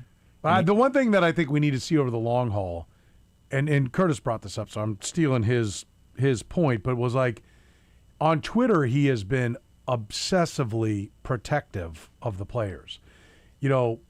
like when he jumped on Kurtis, like Bobby Witt swung at a terrible pitch, and Kurtis just said, "You can't be swinging at that pitch, Bobby." And Hosmer, I don't know if he remembered who Kurtis was or not, but just laid into him like, "Oh, you could hit that pitch." Terrible like, take. No, terrible take. That's what it was. Terrible take. Yeah, you're right. He swung at a good pitch. Yeah, My like bad. no. And so it's like that's the one thing I want to see is over the long haul, does he become an apologist for every player? As an analyst, you got to be willing to say when a guy's not getting it done. I think you got to do it. You got to do it in a constructive way because you do work for the team. You know, you don't just take out the knives and carve it up. But I mean, I think nobody's. You know, I think Ryan does a great job of that. Even Hudler has. Yeah. You know, in moments where he'll... in recent years. I mean, I think early on. Right, he was captain positive. But in recent years, he'd be like, you know, that's you can't do that. You know, but then he'd finish up with tomorrow's new day. We get to watch baseball. You know, I mean, he'd put his positive Hudler spin on it that way. But that's the thing that I think is there to be seen by Eric Hosmer. And then the other thing is I agree with you. He's off to a good start. The other thing that's to be seen is, okay, now do it next year, and then do it next year. Now he may be like, he's got enough money. He may be like, I don't want to do this. Right. You know. I think the fact that he doesn't. But Tony Romo was great year one. I was just going to bring up the same example. He's really doling out a lot of stuff. Hey, he's really set up for a curveball in the dirt here, and blah blah blah. So you're hearing a lot of stuff that, you know, from a hitter's viewpoint, seem learned, you know, and he could double up here on this curveball. He's all set up for it, and then he doesn't do it, and you're like, well, maybe he should have. You know, he basically said that. Urseg shouldn't throw. He didn't say he shouldn't throw a changeup, but he certainly wasn't saying throw a changeup, and he threw two horrible changeups for the tying and winning hit, right? Spinners right in the middle of the zone. So well, I think in baseball you've got a better chance because there's not plays. Right. You know, like Tony Romo clearly was in the middle of, he came right out of playing. Right out of here's where the concepts are. This is what defenses are doing. And as things have kind of evolved another direction, he has not stayed in touch. Yeah, I don't think he works very hard. I don't think he ever looks at the tape and tries to see like what was going on. He had all that recent film study he was doing as having been a quarterback to where he'd recognize things. Now they've drifted another direction, and he hadn't probably prepped anything since because he doesn't. I mean, you remember that first year he was like when the Patriots went. It wasn't his first year, the 18. No, he's been there longer than that, hasn't he? He's been there 10 years. Sounds well. 18's almost 10 years. I was thinking because there was joined in April of 17. Okay, so yeah, so he did the 17 and 18 season, but then my memory's right. I remember the AFC Championship game where he called like everything the Patriots were going to do on the game-winning drive. This is where, look over here, he's got Gronk on Barry one-on-one. This is where Brady's going to go. This is going to be his first option over here. And like now it's like, I don't know, Jim, let's see. Looks like 11 guys out there. Yeah, and right, Hosmer's making his debut, basically. I'm sure he wants to come out swinging. And also, he's got off time.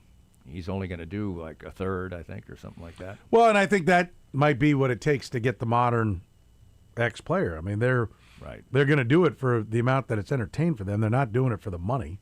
Right. I mean, I'm assuming Eric Hosmer, you know, he made $180 million over the length of his career, 175, something like that. He got 140, right, to go to the Padres, I think was the number. He probably made another $20 million with the Royals, maybe, plus all the different things that come in on the MLB The Show and your shoe deal and 168.9. Okay, I bet he probably made a couple $100 million with everything and he's got. Seems like he probably has done a pretty good job with his money. Seems like that type of guy. I mean, he'd like to have fun. I think he's done a good job. I think he might have done a good job. I know some folks that maybe follow Mrs. Hosmer. I know the wedding wasn't cheap. No, but But how much is a wedding? How much could a wedding be? I would say that this was $2 million minimum. Got 168. Two's okay. Hey, what will every ball player tell you when you say that? Yeah, government took half of it. Right, first thing, yeah. And yeah, so 81. So you had 84 minus the 2. Right. Anyway, I mean, I'm not knocking it. If you've got it, go do it. But it was boats and different thing. Like I had friends' wives were like, oh, look at this and look at this. I'm like, okay. But anyway, he said it beforehand. You know, he said, well, you can either do it two ways. But he clearly was surprised that they weren't playing no doubles. And that ball wasn't like scorched, so you would have caught it. I mean, you would have picked up the grounder and the game would have been over. Or at least kept it in the infield. Like I said, minimum. I don't even, right, it would have been a bad play not to field it. I mean, it was hit okay, but it wasn't like going to eat somebody up. Yeah, a left-handed It wasn't first like the one baseman. against Michael Garcia the other day where Yeah. it went like through him for the game-winning hit. Yeah. But you couldn't blame him. So it's not good, but I want to see them back up with something. But it was a home run for Vinny. He did swing the bat well the last couple of days. Salvi homered. A couple of doubles for Bobby. Bobby actually scored another run. So, well, Jack Caglione suddenly is Dave Parker in right field. I don't know where that came from. Jack Caglione suddenly Tony Gwynn at the plate. Yeah. Is that what you really want? It's ridiculous. But I will say that way. Caglione did a good job of being athletic enough to, not really look like he was going to annihilate him. Yeah. That's not you want to run into in the corner. I will say that I was so thrilled with Caglione. They're like, okay, they took a big strapping dude that's going to take a big swing. He's going to lift the ball. He's going to yank the ball. Let's go. And 300 at-bats of failure, and he's Punch and Judy. Now, maybe that will translate into, I found my groove going the other way. There are guys who, a couple knocking in the opposite field gap is a good sign for some guys. Yeah. They just gets them back on track. Maybe that's the case. But if, we've still got a goose egg at the end of June, or he's hit 2, I mean, no. That's not what you cut him for. Pull the ball in the air, son. You can get who's their other guy they got from the Brewer? You can get Isaac Collins, not with the 6th pick. Yeah. Right. So We'll take a break. We'll talk about the transfer portal. Danny's beloved Jayhawks lost Bryson Tiller to the Missouri Tigers. Yeah. Turncoat. Turn. Yeah, so you saw that from Flory Badunga? All the big kinds, smiley face. All kinds of. But the Badunga one's the best. You're not there. Yeah, but I didn't go to Missouri. Okay. Way better. More with Danny Clinkscale. He's brought to you by our friends at Easton Roofing, founded on integrity. We've got some storms rolling through. If you have a battered room, you're going to need battered roof, Going to need Easton Roofing. Don't forget they also do gutters and gutter covers. That's important these stormy seasons as well. They install full gutter systems and gutter protection, including commercial and residential, standard aluminum, copper, specialty gutters like the half-round gutters, 4 different gutter cover options to fit any budget. Don't be climbing up that ladder. Easton Roofing do it. Find them online at eastonroofing.com or call 913-257-5426.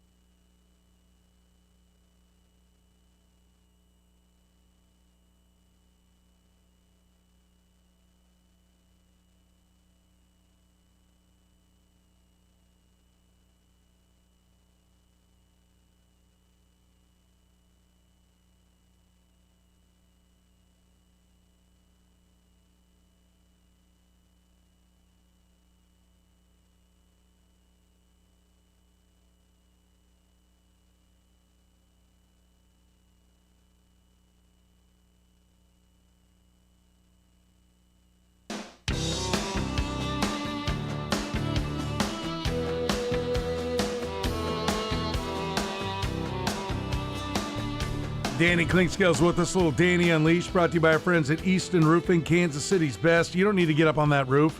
Had a lot of storms blowing through. We got another one coming. Let Easton Roofing get up on that roof. And free estimates, free inspections there for you. The entire metro, including Lawrence and Topeka, no payment collected until you're 100% satisfied. Easton Roofing can help you out. Gutters, siding, roofing, commercial and residential. It's Easton Roofing. Find them online at eastonroofing.com. What do you make of the Jayhawks revolving door at the roster? Well, I think it's just reflective of where we are, and I think it also, you just can't really judge anything of any team until the carousel stops spinning. If you looked at the Kansas roster right now, they'd hardly be able to play a game.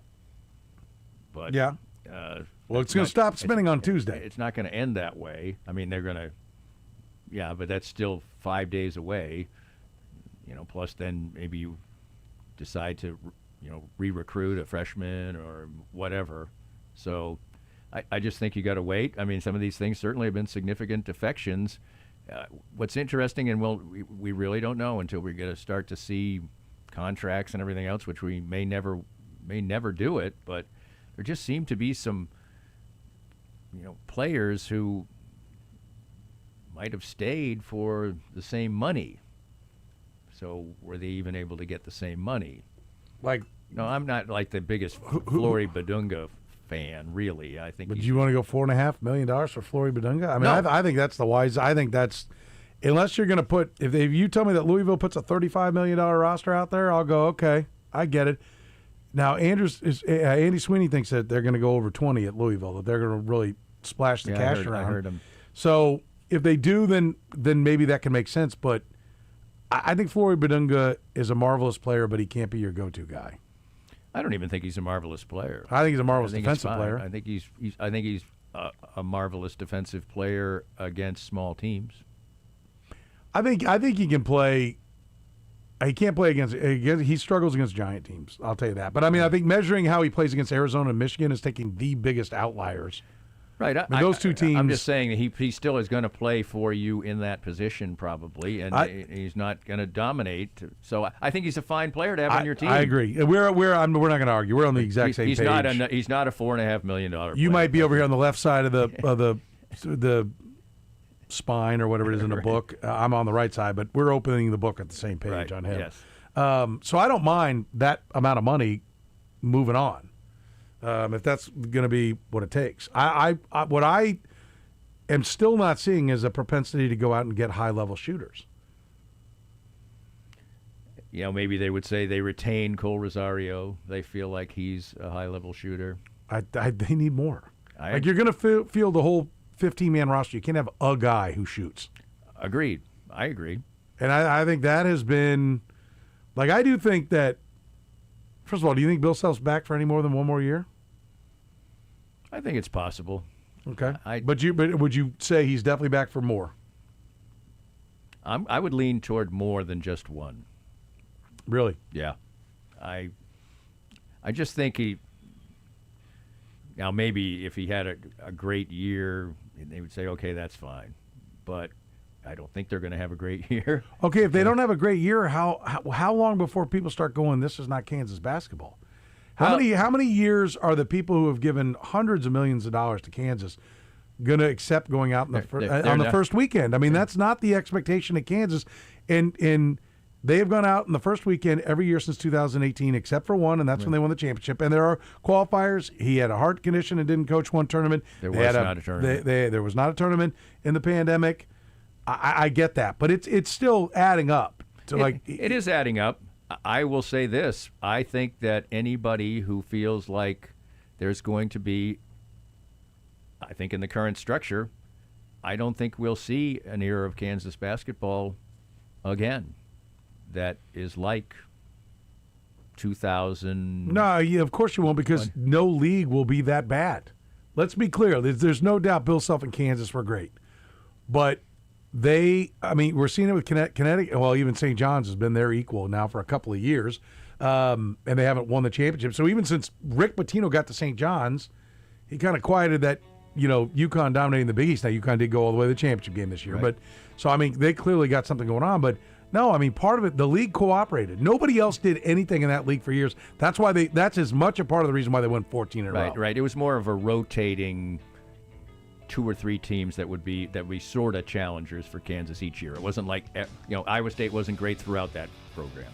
Texas wasn't great throughout that time. Right. They had their moments. But I think there are still a lot of Kansas fans who anything short of that, I think they're going to start to get like Kentucky fans. I don't think so, because they haven't even gotten a year. I know, and they're already. There's a lot of people I hear from who are like furious now. Well, I don't think you should be furious. No, which is over the top. But I do think Kansas should be advancing past the first weekend. Totally. Absolutely. And I think Kansas should be competing for the league title. Yes. It's time for the La Feta Italian Delicatessen End of the Hour question. Located on the southeast corner of 143rd and Metcalf, La Feta Delicatessen. Bread made fresh each morning, coupled with the freshest ingredients and sauces created in-house for you each and every day. All right, how many left-handed quarterbacks have started a Super Bowl? Brought to you by La Feta Delicatessen.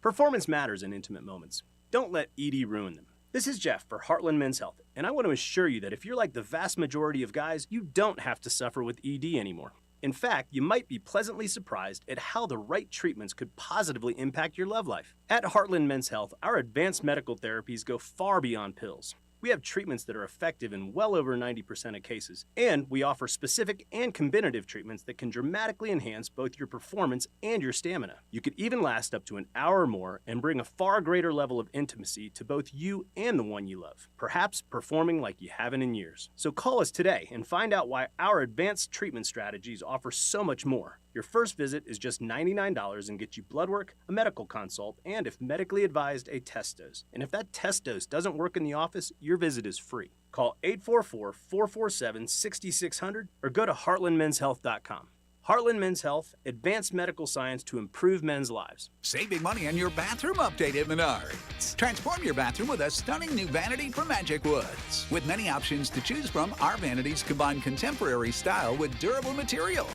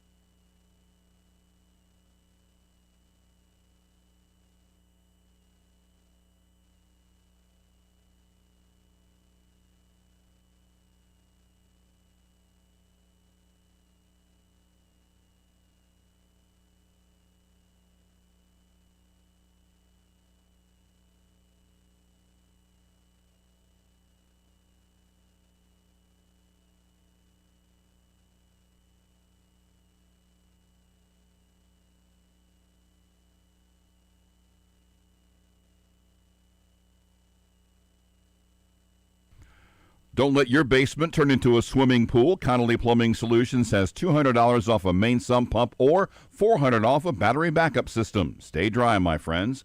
With 13 losses in their last 15 games there, Yankee Stadium, not generally the spot where the Royals go to get well, but that's where they are tonight.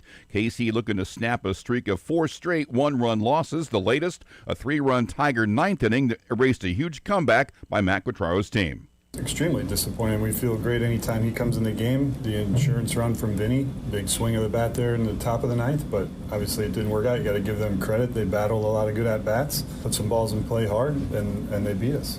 Michael Wacha for the Royals. He's given up 1 run over 21-plus this season. First pitch 6:05. I'm Kurtis Seaboldt. This is SportsCenter.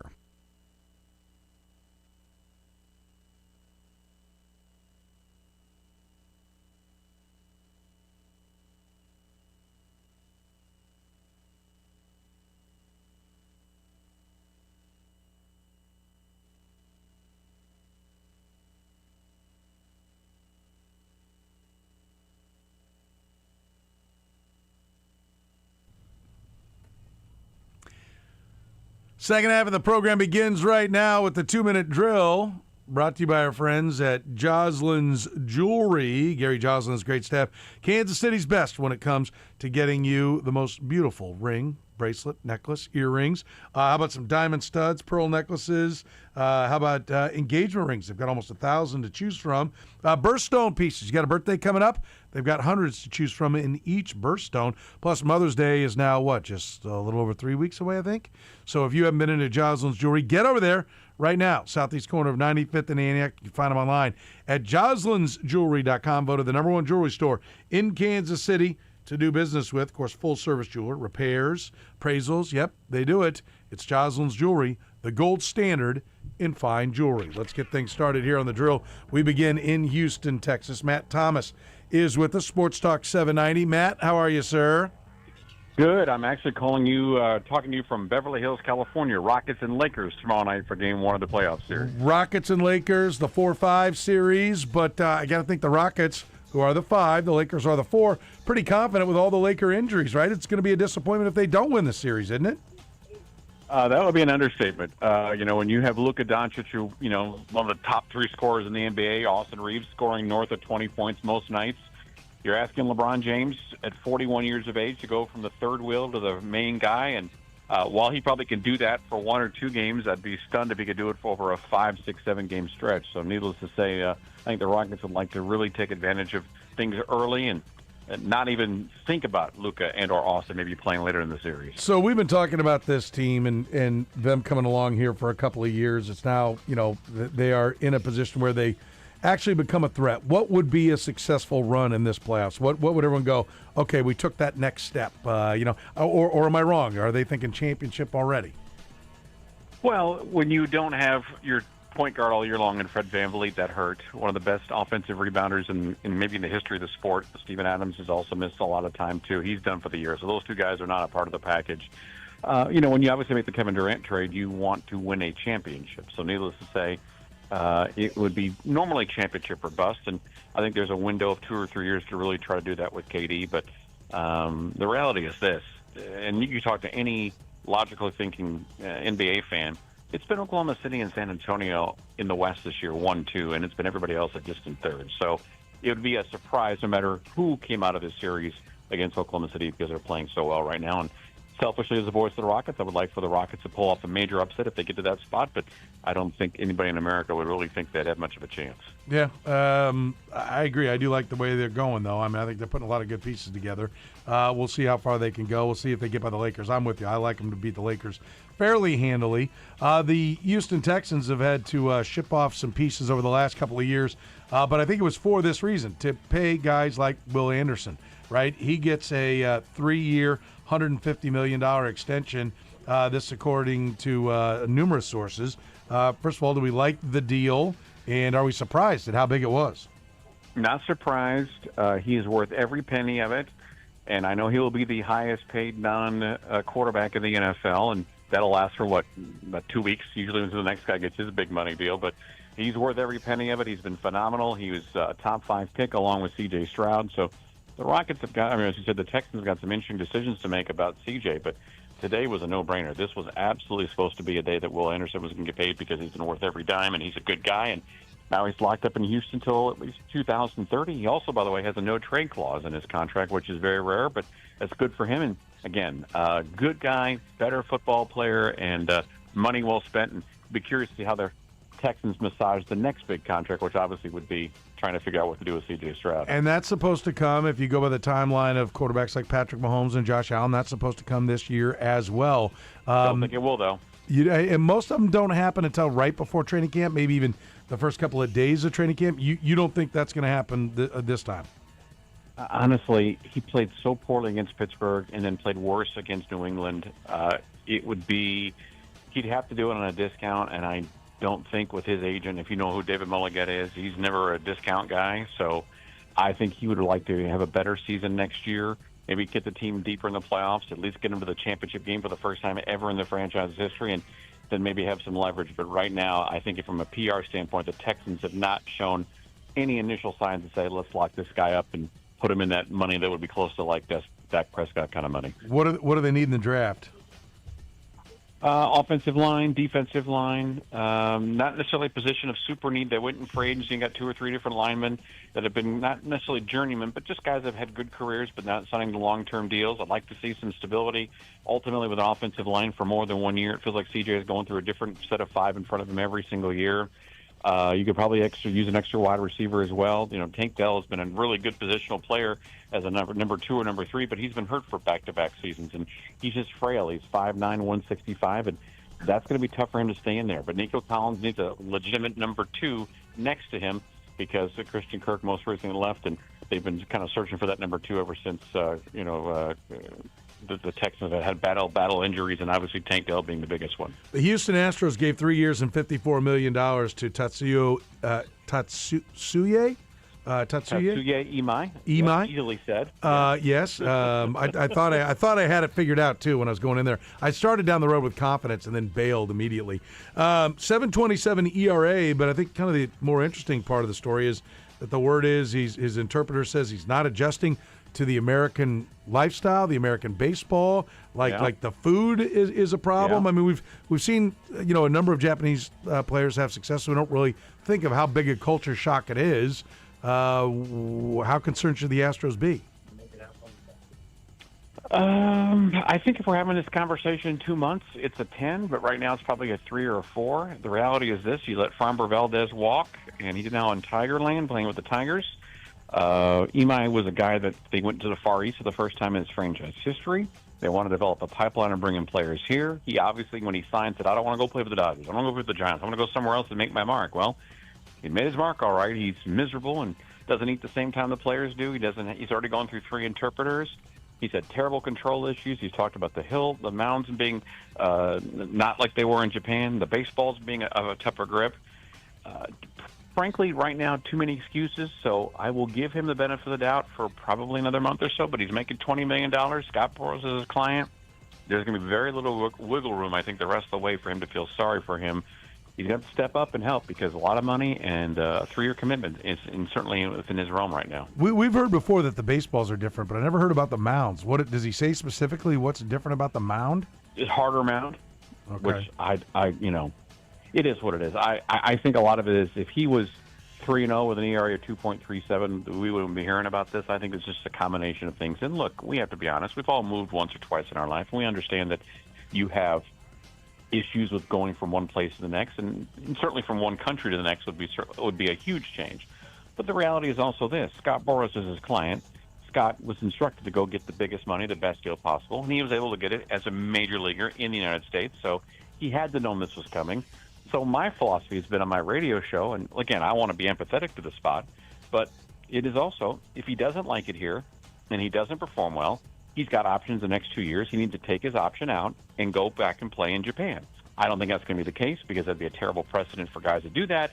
So hopefully he fixes himself, rests his arm, get back on the mound because the reality is this, guys. The Astros tonight against St. Louis will start their 10th starting pitcher already, and this is what game 21 of the season. Yeah, the 8-12. You understand why they're 8-12 right now. All right, just real quick, tell me, we talked to you when Kelvin Sampson said we're a poor program. What are the early returns on the NIL market, the transfer portal for the Cougars right now? He keeps texting me for money, and I said, look, I've got to take care of my kids at this point. But as soon as I get all three out of the house, which I'm 2 out of the 3 are done, I'll be starting to write checks. They got a good kid out of LSU, the point guard transfer. The Cougars have money. It's just one of those things you don't say, hey, Coach, how are things, and how much cash do you have? Yeah. So I think every coach is going through that. I think every coach is asking for money. I don't know if you remember during the tournament, Mick Cronin at UCLA was asked about how do you improve your program, and he bluntly said, I need $5 more million. Yeah. I think every high-end coach, maybe even Bill Self might do it at Kansas, you never know, is going to say, I just need cash. You give these coaches cash, they'll figure out a way, and these players will figure out a way to come here. Yeah. All right. We'll see what happens. Matt Thomas, always great stuff, buddy. We really appreciate it. Have yourself a great weekend. Call anytime. Talk to you soon. It's a fact. It's the greatest city in the history of mankind. Discovered by the Germans in 1904. They named it San Diego. Ben Fletcher, KGB in San Diego, California. Ben, how are you, buddy?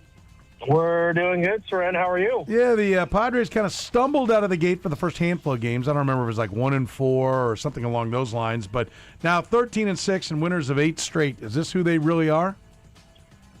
It's hard to tell, Soren. I think last year, if you remember, the Padres got off to a 14-3 start, and then they were a 1 game under 500 team after that. But that 14-3 start buoyed them into the postseason, where they lost heroically against the Chicago Cubs. But I think something similar is happening right now. Like, everything is just working out way too well. The pitchers that they signed in the offseason, Walker Buehler and German Marquez, haven't had those blow-ups yet. Randy Vasquez, outside of a couple days ago, is pitching better than anyone expected him to pitch this year. They haven't had that issue yet, and they have the best closer in baseball. So I'm curious to see what this team looks like. Like, when is the not hitting home runs going to catch up to them? But for now, pretty fun to watch, man. And 45,000 plus have been selling out Petco every night. 11 of 11 so far this year on sellouts. Yeah, and that is a great ballpark. I mean, they really did it right there. I was there for, I think, the second game of the year last year, and it was even kind of chilly for San Diego weather then. And we still had a great time down there, and the downtown was packed. I mean, all the businesses, because we've got, funding now from Kansas City, Missouri, and then we're gonna there's probably gonna be funding now from the state of Missouri as well, and the Royals are gonna move downtown. All the businesses down there still thumbs up, works great, love having the ballpark, or is there anyone who's like, this isn't what we thought we were getting? It's funny, Soren, because there are certain places like Bub's down by the ballpark. If you're going to Padres game, you're probably going to Bub's. They do so well, and they're always packed, but so much turnover continues to happen. And I've lived in San Diego now about a decade, and it's crazy how many different spots have popped up. So on the outset, it looks like, it'd be great to have a spot right next to Petco Park. You would never run out of business. You'd be fine all the time. But I think owning a business in California is so damn hard, and owning a restaurant's even harder, that it can't be as good as it looks, because it feels like there's a new place every other week. That's interesting. It is California. It is a different breed than it is here. All right, so we do believe that Jose Feliciano and his wife, Kwanzaa Jones, are going to purchase the San Diego Padres. Is that correct? And is the number I'm seeing, $3.9 billion, reality? It certainly seems like it. Jared Diamond out of the Wall Street Journal had that report this morning, and it's supposed to become official next week, and then it has to go through all the Major League Baseball owners and get approved. So it feels like it's still a long way home, but it seems like that's what's going to happen. So in the research we've done leading up to this, because we knew that Jose Feliciano has been in this thing since the beginning, we found out a lot about him. And I'll tell you, Padres fans feel pretty split on this at the moment. Now, there's a big distinction here, Soren, because he is part of a group called Clear Lake Capital. He's actually the leader of that group and the co-founder that owns at least portions of a bunch of different soccer teams, including Chelsea FC. And I think where Padres fans' hesitations come in start with that. They're worried that it's going to be a group of people who are managing this thing from afar. Now, on the outset, it seems like they're making it very clear that this is Jose Feliciano and his wife, Kwanzaa Jones, going into business together, and this isn't Clear Lake Capital. But I think Padre fans are a little bit nervous considering Peter Seidler was very hands-on as an owner, and he cared a lot about this team. And if it wouldn't have been for his passing, the Seidler family would still own this team. So I think Padre fans are a little hesitant that it's part of a big conglomerate, a big group, this private equity thing that nobody actually knows what that means. The hope is that Jose Feliciano is going to treat this as a project of his and that he's not necessarily just going to run it on the margins, because we can be very clear, the Seidlers lost money running the Padres. Even though Petco Park was full all the time, they had to take out loans to try to cover for some of these contracts that they signed. Like, this wasn't a profitable endeavor for a while now, and we'll see how a new owner feels about that.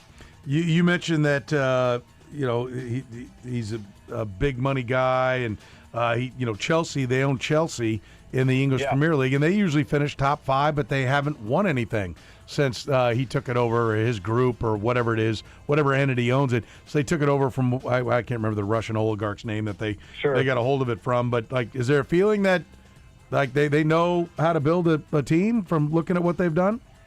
So I talked to somebody who knows Chelsea football very, very well, and from what that person said is Chelsea was heading in a really bad direction. And then once Feliciano and Clear Lake Capital got involved, all of a sudden some big signings happened. And like you said, they haven't necessarily won anything, but at least they're wildly relevant. And really what's more important in today's world, the Padres haven't won anything in forever. They're wildly relevant, Soren. They're all anybody talks about in this town.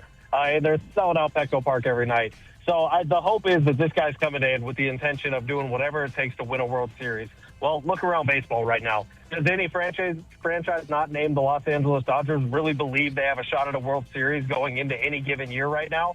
The fact of the matter is, I just hope Jose Feliciano comes in and is willing to be a great negotiator when it comes to whether or not baseball is going to be played next year, because that's what baseball needs right now. No is doubt. A group of owners who is willing to bury some sort of hatchet with the Players Association, and on both sides have good conversations to try to get baseball on the field next year. Ben Fletcher in San Diego. Great stuff as always, buddy. We appreciate it. Have a great weekend.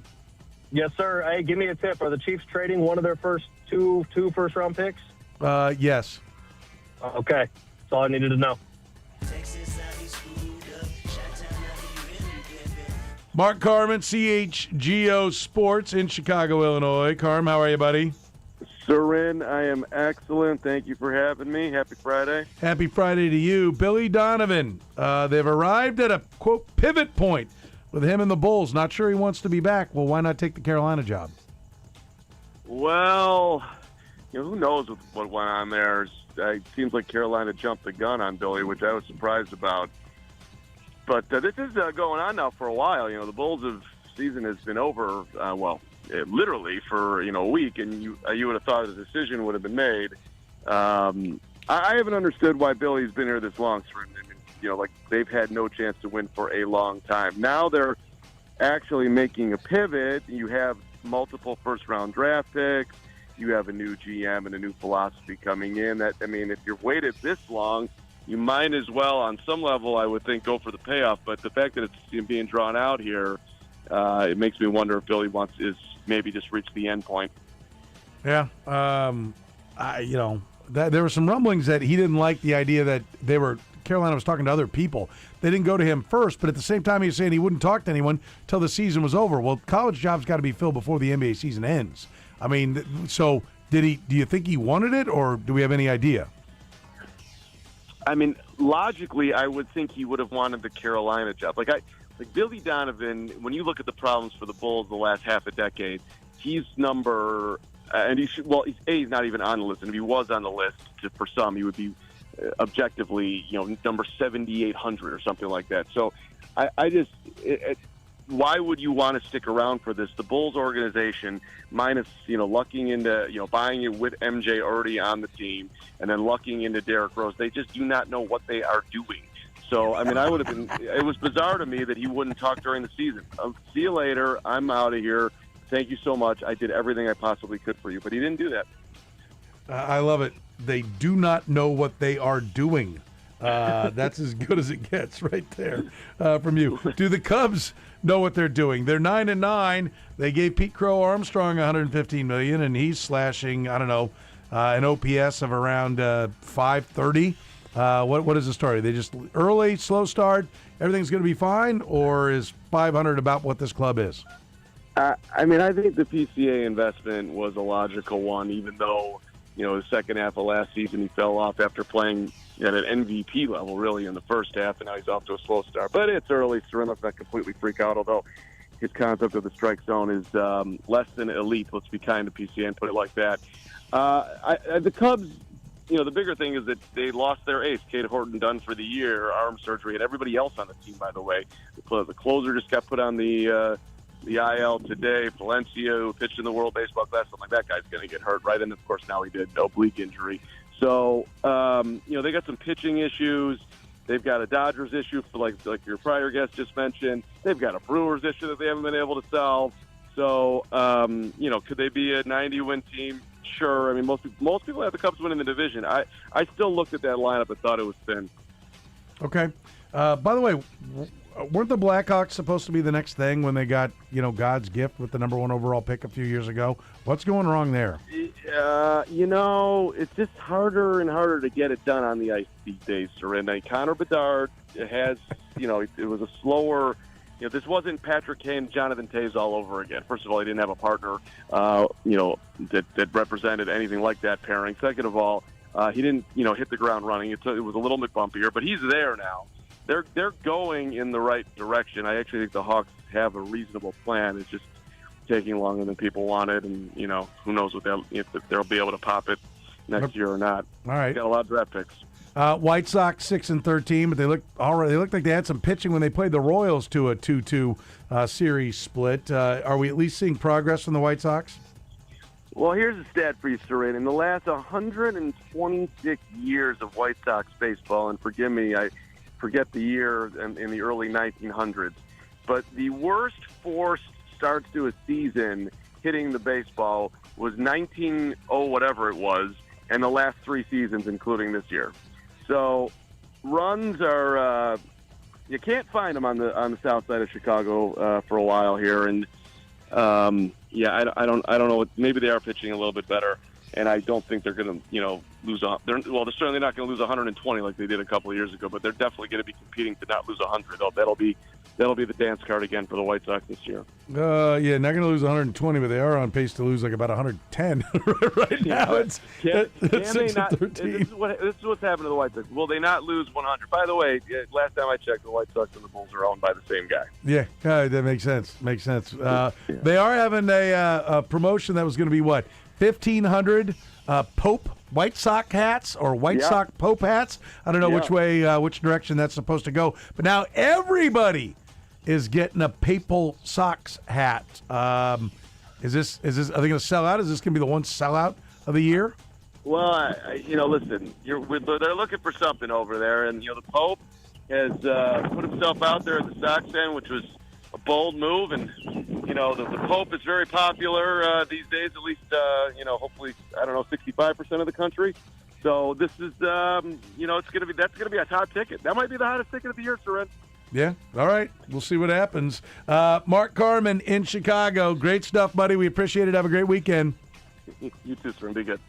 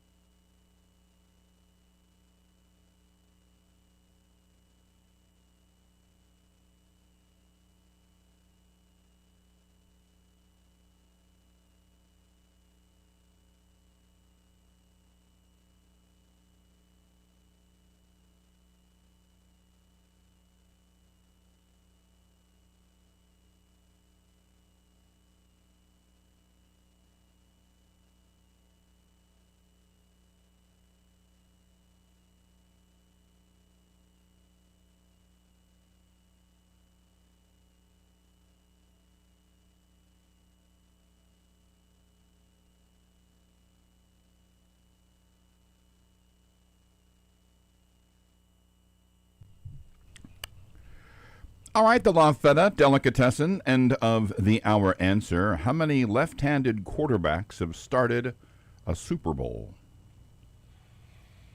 Well, Steve Young. Mm-hmm. Won it.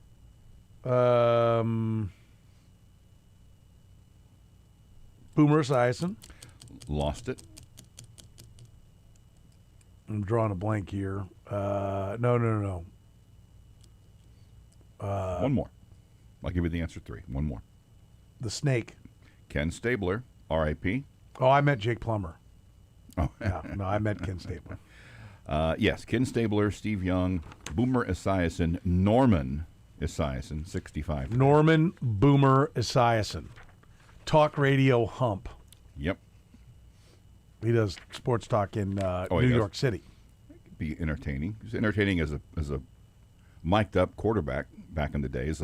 All kinds of when Sam Weiss was there, particularly, which was most of his time in Cincinnati. All kinds of NFL films, mic'd up stuff. He was a funny dude. He was the one that was talking about the West Coast offense, and that they had one of their calls was Baker Bruce. Mm-hmm. And 28 Baker Bruce. Yeah, and it was like, I can't remember what the 28 was and the Baker part was, but the Bruce was who is Bruce? What is Bruce? I don't know. Think of Bruce. What's the most famous Bruce? Wayne. Bruce Wayne? Okay. Real Bruce. That might be real Bruce. Jenner. Okay. Still a Bruce.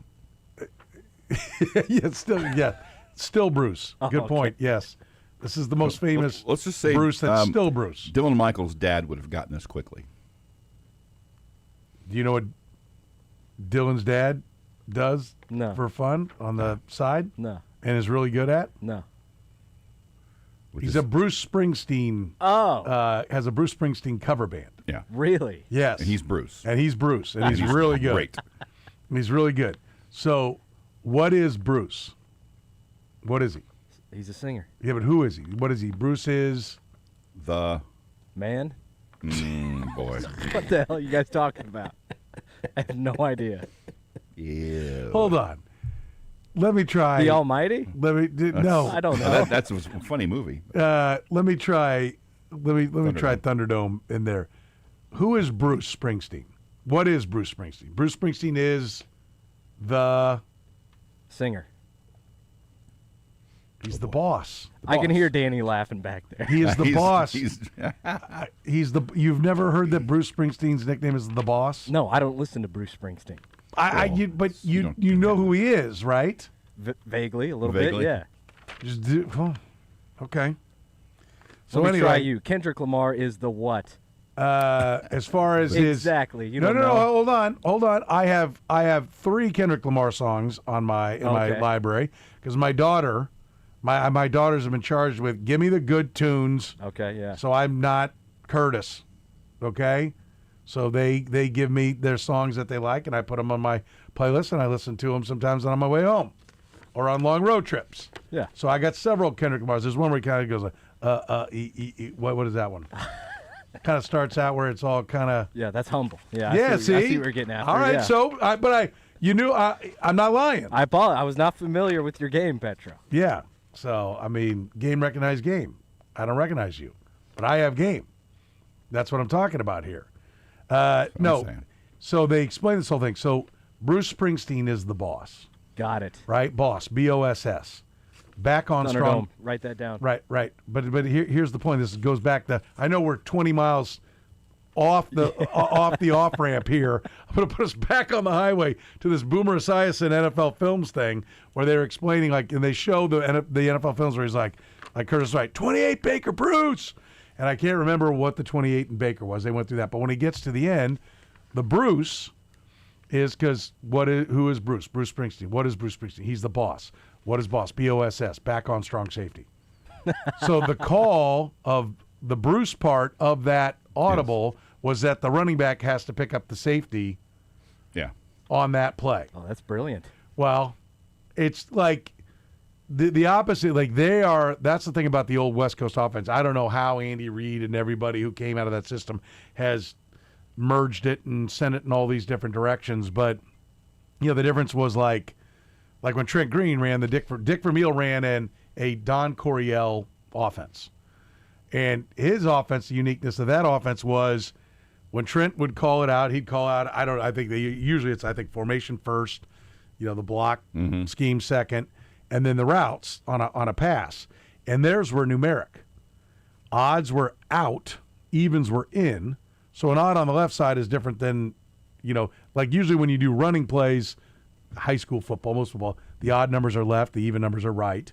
But on the route tree, it was odds were out, evens were in, and the bigger the number, the further you were going.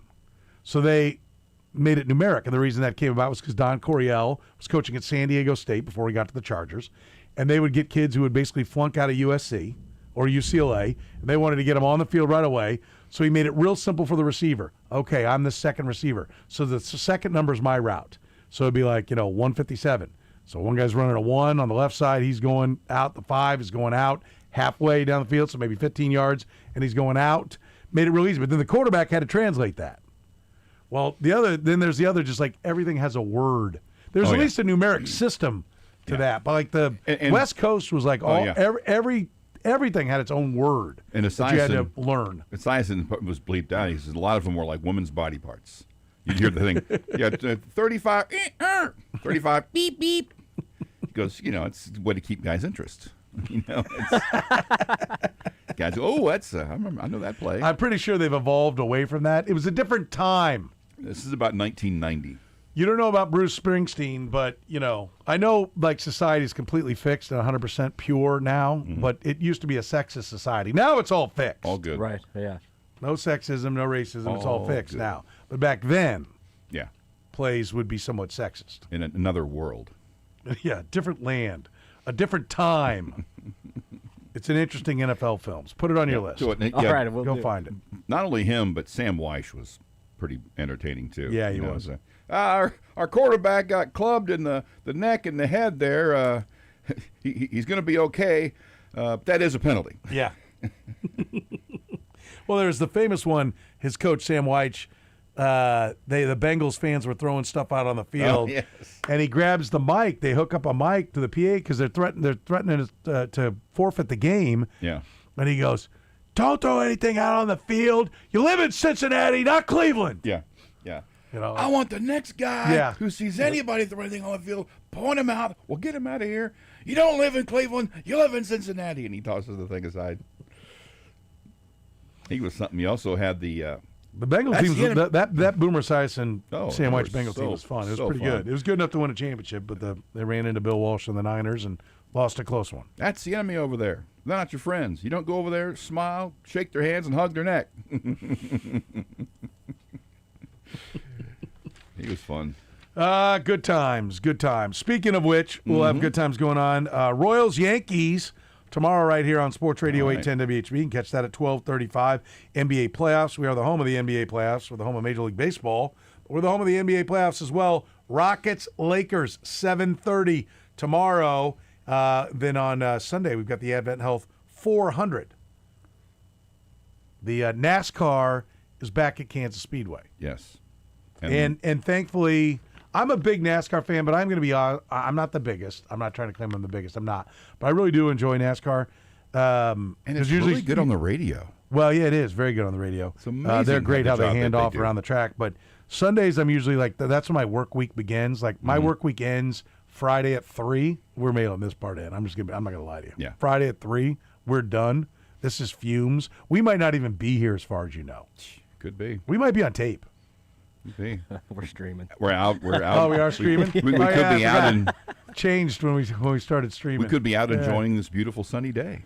Yeah, exactly. But I always have, get started on getting the week together on Sunday afternoon, and I always like having the NASCAR on in the background. But I don't like the small tracks, which are like the ones that are like, near and dear to the old school NASCAR. Like, you got to go a mile and a half or bigger, or the road courses. I cannot handle the brakes, brakes. We're not in Odessa. Yeah, that's what it's like. It's like, Well, those cars don't have the same kind of horsepower. They're like, I do like that they bang around a little bit, but no. So we're back. We were in a little one last week. Few sports have gained. Not the more, littlest one. Yeah. And can I just since I pirated the show towards NASCAR, I'm a big NASCAR fan, but stop racing in like football stadiums. Oh yeah. When they go to like the Coliseum and whatever that thing is, the Clash or whatever, just don't. Stop it. I mean, I'm not watching. I'm just going to tell you. Yeah. And I'm a fan, but I'm not watching. Few sports have because that's really like. Yeah. I mean, like, you literally barely get to step on the gas.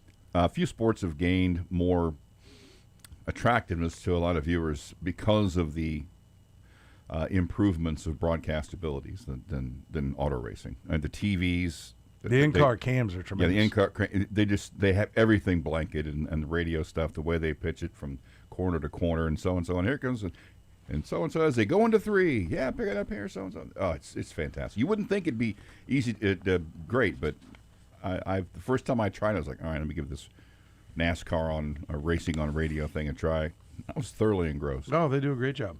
They're fantastic at it. So I love all the technology stuff that they have in the racing and the different things that they can do. So we'll see. And you go back and watch like ESPN Classics, the 1987. Daytona 500, and you're like, how did anybody watch this for 5 hours or however long it is? The older ones, like 2 cameras, 3 cameras, maybe no graphics on the screen. It's like, okay. They've come a long way. All right, let's take a break. We'll come back. We'll talk a little football, a little baseball next here in the program. Still to come, we'll get you the things you need to know. Kevin Harlan coming up in the 5 o'clock hour.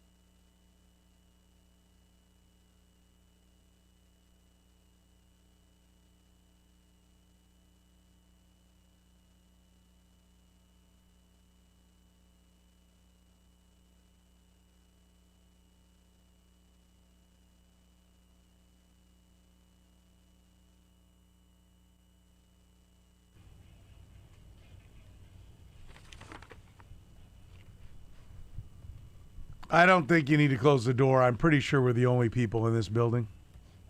Thunderdome comes over. I left it open for a reason. Yeah. I think we're good. It's just it. It's like, you know what?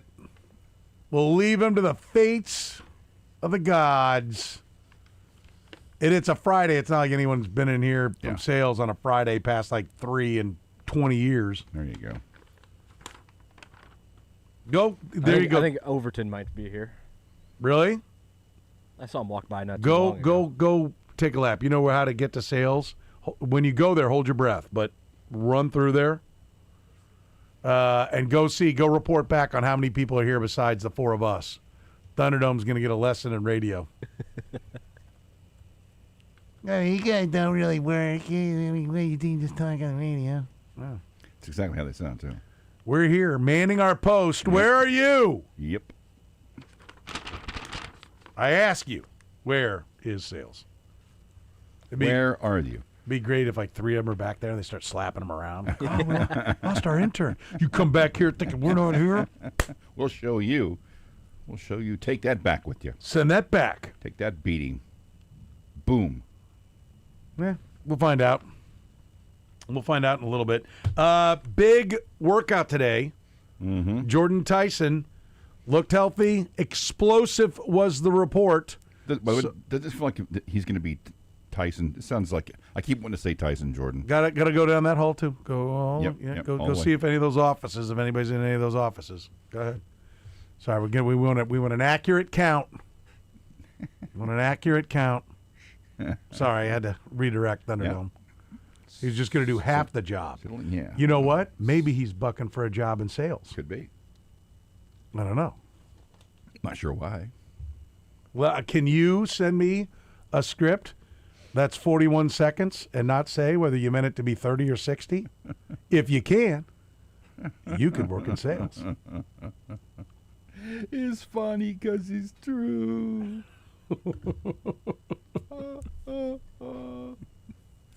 Oh, he's back. All right. Report back. What do we got? In the bathroom? Which bathroom? Oh, you just heard a door closing. Oh. Were there any offices open? Everyone all the way down to the end? Yeah. I thought there was a chance Krista would be here. Yeah, she's the warrior. Yeah. But I knew Gabe wasn't going to be here. No. Gabe's pissed right now. I'm coming back. He's not listening. I tried to go get some promotional stuff. He's not listening. So it's just us. It's just us. It's us 4. Danny's still back there. Oh, Danny is there? Uh-huh. So, yeah, okay. But you don't know which bathroom? You know, you can go in the one on the right. He said I didn't walk in. Yeah, you could. Kind of weird. Just walked in. Hey. Guy standing there at the urinal. Hey. Go in there. Just checking Just to the see one how on the many right. And if someone's there, say, I need your name and your rank here in the building. We're taking a what is it? Census. Count? Taking Yeah, a census here today. And just be like, listen, I want to work here one day. I'm doing what I'm told. If they try to refuse. We're on in the bathroom, so they know he's coming. Yeah. Oh. Or they've already left. It could be. Yeah. They hustled out real quick. Yeah. So we'll find out. See if Thunderdome reports back. So. Oh, it's going to rain. Oh, we're out of here. Boom. Not us. We have to stay. All right. So Jordan Tyson worked out today. Looked explosive, fast. Looked at the top of his game. All that stuff. Which is big. Yep. Because it puts him perhaps at the top of the wide receiver board. How much should he be dinged? We bring this up because this was our selection in our mock draft. Now, I would question whether or not he'd even be there at 11 now. Yeah, seriously. Because we fell back from 9 to 11 to take him. We traded with the Dolphins. Got picked 75 out of the deal as well. Yeah. Did the Dolphins go offense in that with that pick in our mock? No, the Dolphins went. So it's possible. They go O-tackle. Can't remember. But, I mean, he was there to get 11. Whoever was 10, that would be Cincinnati. They weren't going to go wide out. They went defense, I'm sure.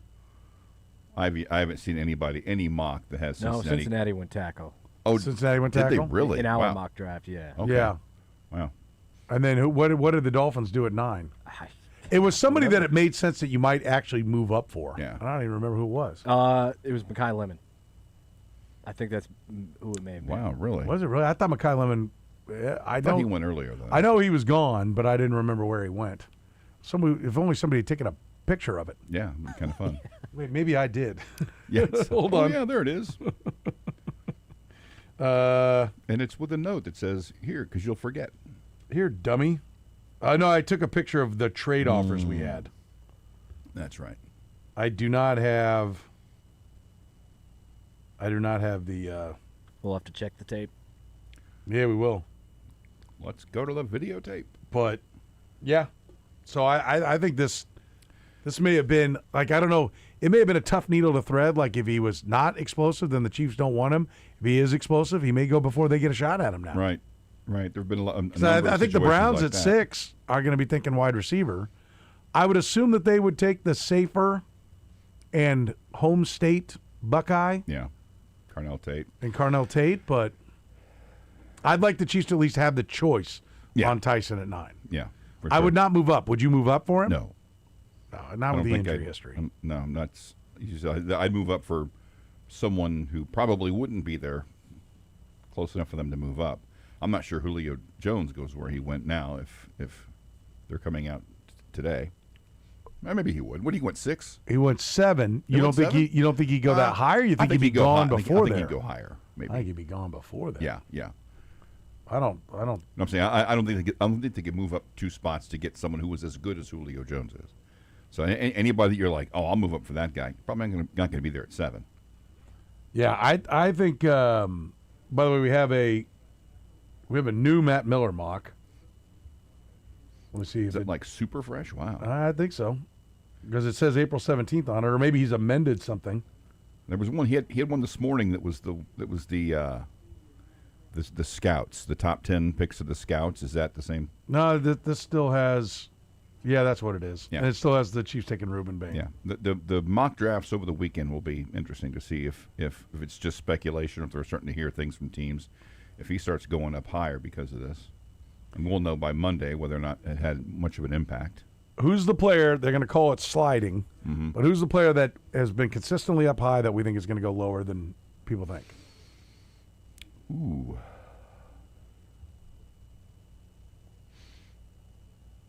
I don't know. Let me look. I kind of think it might be Reuben Bain. Yeah, he's got all the earmarkings of a. And likewise, who's the guy we haven't been talking about much that's going to end up going in like the top dozen? Like I think there could be. I think we could be shocked at one of the edge rushers.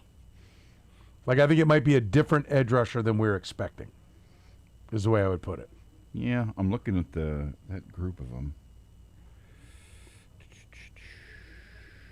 I would say because I'll go back to what we talked about with Brett Veach, where he says, well, you start to lock in and you think everybody views the board the way you do, and then somebody does something totally different because they don't look at it the way you do.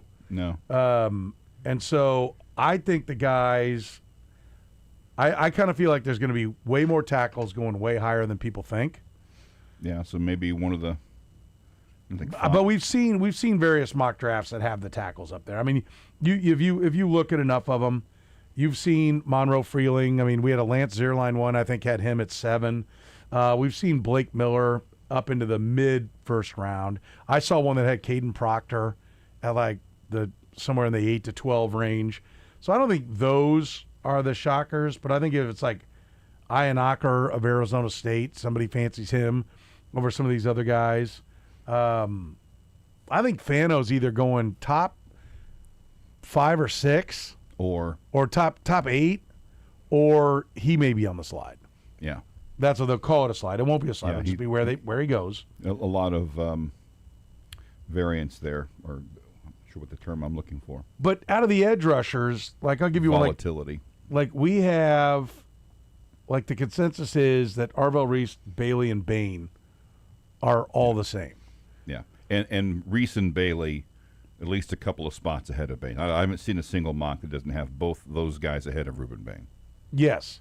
But I think, whether it's, somebody doesn't care about the age because they're like, we're probably not going to sign him to another deal, and they take Akeem Mesidor. The Rams, that's one thing to think that where Akeem Mesidor might go higher because he looked like the equal. He's just older. He's just 25 plus. Yeah. Right? Well, the Rams took a couple of 24-plus-year-old D tackles last year or a couple of years ago, but part of their defensive line that they got in later picks were all guys that were older because everybody values the youth because you still have room to grow, and they ended up getting steals. Oh, yeah.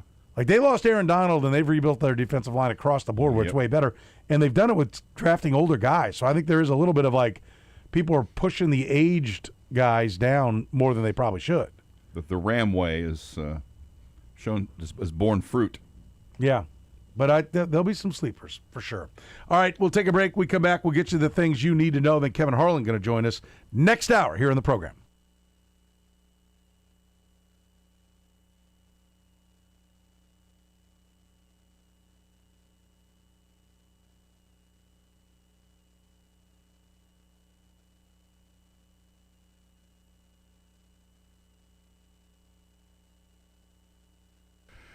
All right, 21 players have hit 4 home runs in a Major League game. How many have done so in a losing cause? Brought to you by La Feta Delicatessen.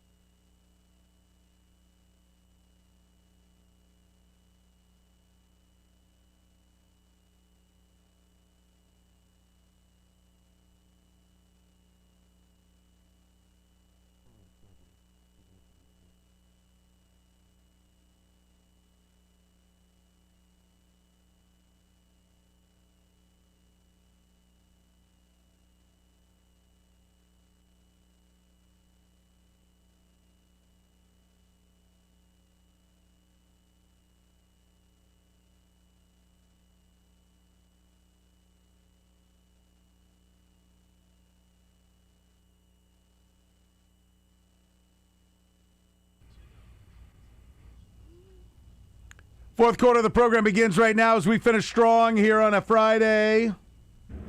Big old storm rolling in. Be careful out there. Might be able to hear the thunder booming around outside our place.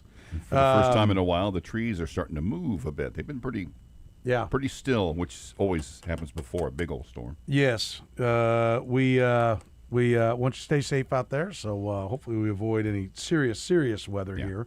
Let's start with the things you need to know here. We'll start with some NFL news. Jordan Tyson reported that, or sources at the workout of wide receiver Jordan Tyson reported that the Arizona State star, quote, showed the twitch, explosiveness, and leaping ability we all saw in the fall. Showed he's healthy and still explosive. It's all he needed to do. 20 NFL teams were in attendance. They're in Tempe, Arizona. That puts him up the board. Yep. And, still has injury history, but he's at least healthy now. The Texans and All-Pro DN Will Anderson have agreed to a historic 3-year, $150 million extension to make him the highest-paid non-quarterback, a source told ESPN's Adam Schefter on Friday. The deal includes $134 million in guaranteed money. Almost all of it. Yeah, 134 of 150. He is good. Yeah, very good. I mean, you watched them last year. It's just like, wow. Every play. They've been trading guys and letting guys go because they knew this contract was coming around. So, and then we talked earlier to Matt Thomas, Rockets play-by-play guy, also does Sports Talk down on Sports Talk 790 in Houston, Texas. And he said he doesn't think the C.J. Stroud contract's coming this offseason. That he didn't play well enough and that he's going to have to prove it. This would be the time to give C.J. Stroud that contract. That was what they did. They took him at 2 and Anderson at 3 in that draft. And so Anderson gets paid. C.J. Stroud, still wait and see. Yep. Kind of interesting about that. Zay Flowers believes the change at head coach will improve the Ravens' health issue. On an episode of the Fourth and South podcast that was released Thursday, Flowers claimed that the tough practices by former coach John Harbaugh led to more injuries, especially by the end of the season. Full pads all the time, Flowers said. However many practices and pads you can however many practices and pads you can get, every single one. We're doing one-on-ones in Week 17. Week 17! We're doing one-on-ones! Everybody out there, we're tired. We're still going. Sounds like the bitch about Marty Schottenheimer, doesn't it? It does a little bit, yeah.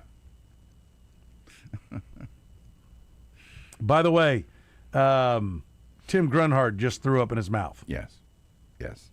Tim Grunhard just threw up in his mouth. He is not a happy man. Are you kidding me?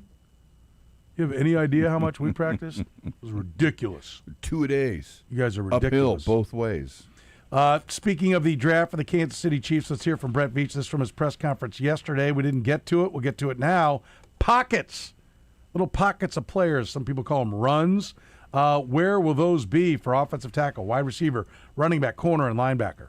I had mentioned the offensive line. I think that there are quite a number of tackles, but I think it does fall off, right after that first round. Maybe it extends to pick 35 or 40. I think, receivers, it's maybe not as top heavy as it was in the past. There might be a little break, but I do think that there's some mid-round depth there at the receiver position. As everyone knows, it's kind of thinner this year at the running back position. I think corner is just kind of sprinkled. I mean, there's some moderate depth there in 1, partly into 2, and then like the receivers, you always get a run of corners in 3 and 4. I think that there's a mid to lower level pack of linebackers that are really deep. Again, that's just how we see it. Other teams may see it differently. I think having the picks and the amount that we do, it'll give us a chance to navigate the board a little bit. Corners in rounds 3 and 4. Always a run of corners in rounds 3 and 4. Yeah, and they're a team that's equipped with their coaching staff to make the most of that. They can make. Noel Williams showed that they can turn third round picks into first round talents. Yeah, he talked about a run of offensive tackles in the 10 to 25 range, maybe down to. Did he say down to? Thought they'd go 10 to 25, but certainly by 35, I think. Yeah. So if you want an offensive tackle, it sounds like 29 would be the spot for that. Yep. Would you be upset if they got Jordan Tyson and one of the offensive tackles, the Clemson offensive tackle, let's say, or Caden Proctor? At 29, no. I'd be thrilled. Yeah, I don't think Miller at Clemson's gonna fall to 29. You don't think so? I think you got to trade up from 29 to get him. Would you do it? No, No, because I have edge as a higher priority. Yeah, because I don't want to have enough picks. Are you sold on whatever edge is there? You're going to take them, or you got edges you like? Good point. Zion Young. I do like Zion Young for a fit. But if you have to move up to get somebody, I wouldn't. I don't know if I think I'd do that. No, because you want those extra picks to. I don't think there's an edge worth moving up at 9. No. Is there a fourth guy if the top 3 go, or if Reuben Bain Jr. is there at 21? Are you moving up to get him the way they did for Trent McDuffie? No, not for Bain. I don't think there is a guy. 21 to get Bain? Oh, up to 21? Yeah, I'd do that. I'm not sure I would. Yeah, the Trent McDuffie trade. Would I'm you not make sure I that would. for? I wouldn't. I wouldn't. He's got to fall to me. I'm not putting 2 picks into a guy with stubby arms. Who's already falling? Yeah. Okay. All right. Veach was asked about, get the free agent talk a little bit about what Kenneth Walker brings. We do have some talent on the offensive line. I mean, everyone knows the potential and the flashes that Josh has shown, and then working on that interior with Kingsley and Trey and Creed.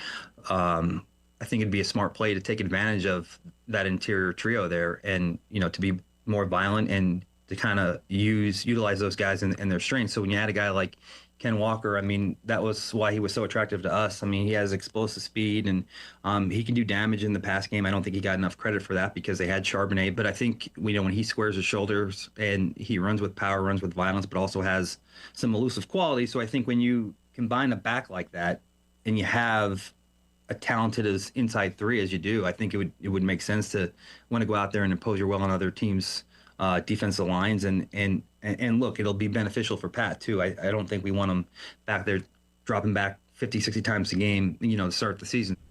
Sounds like at least the GM's thinking some power running. So that was one of my favorite things I heard out of Brett Veach yesterday, is that, when you got that kind of interior line, you want to go out there and knock some people off. So I hope we see it. We'll take a break. Kevin Harlan's next.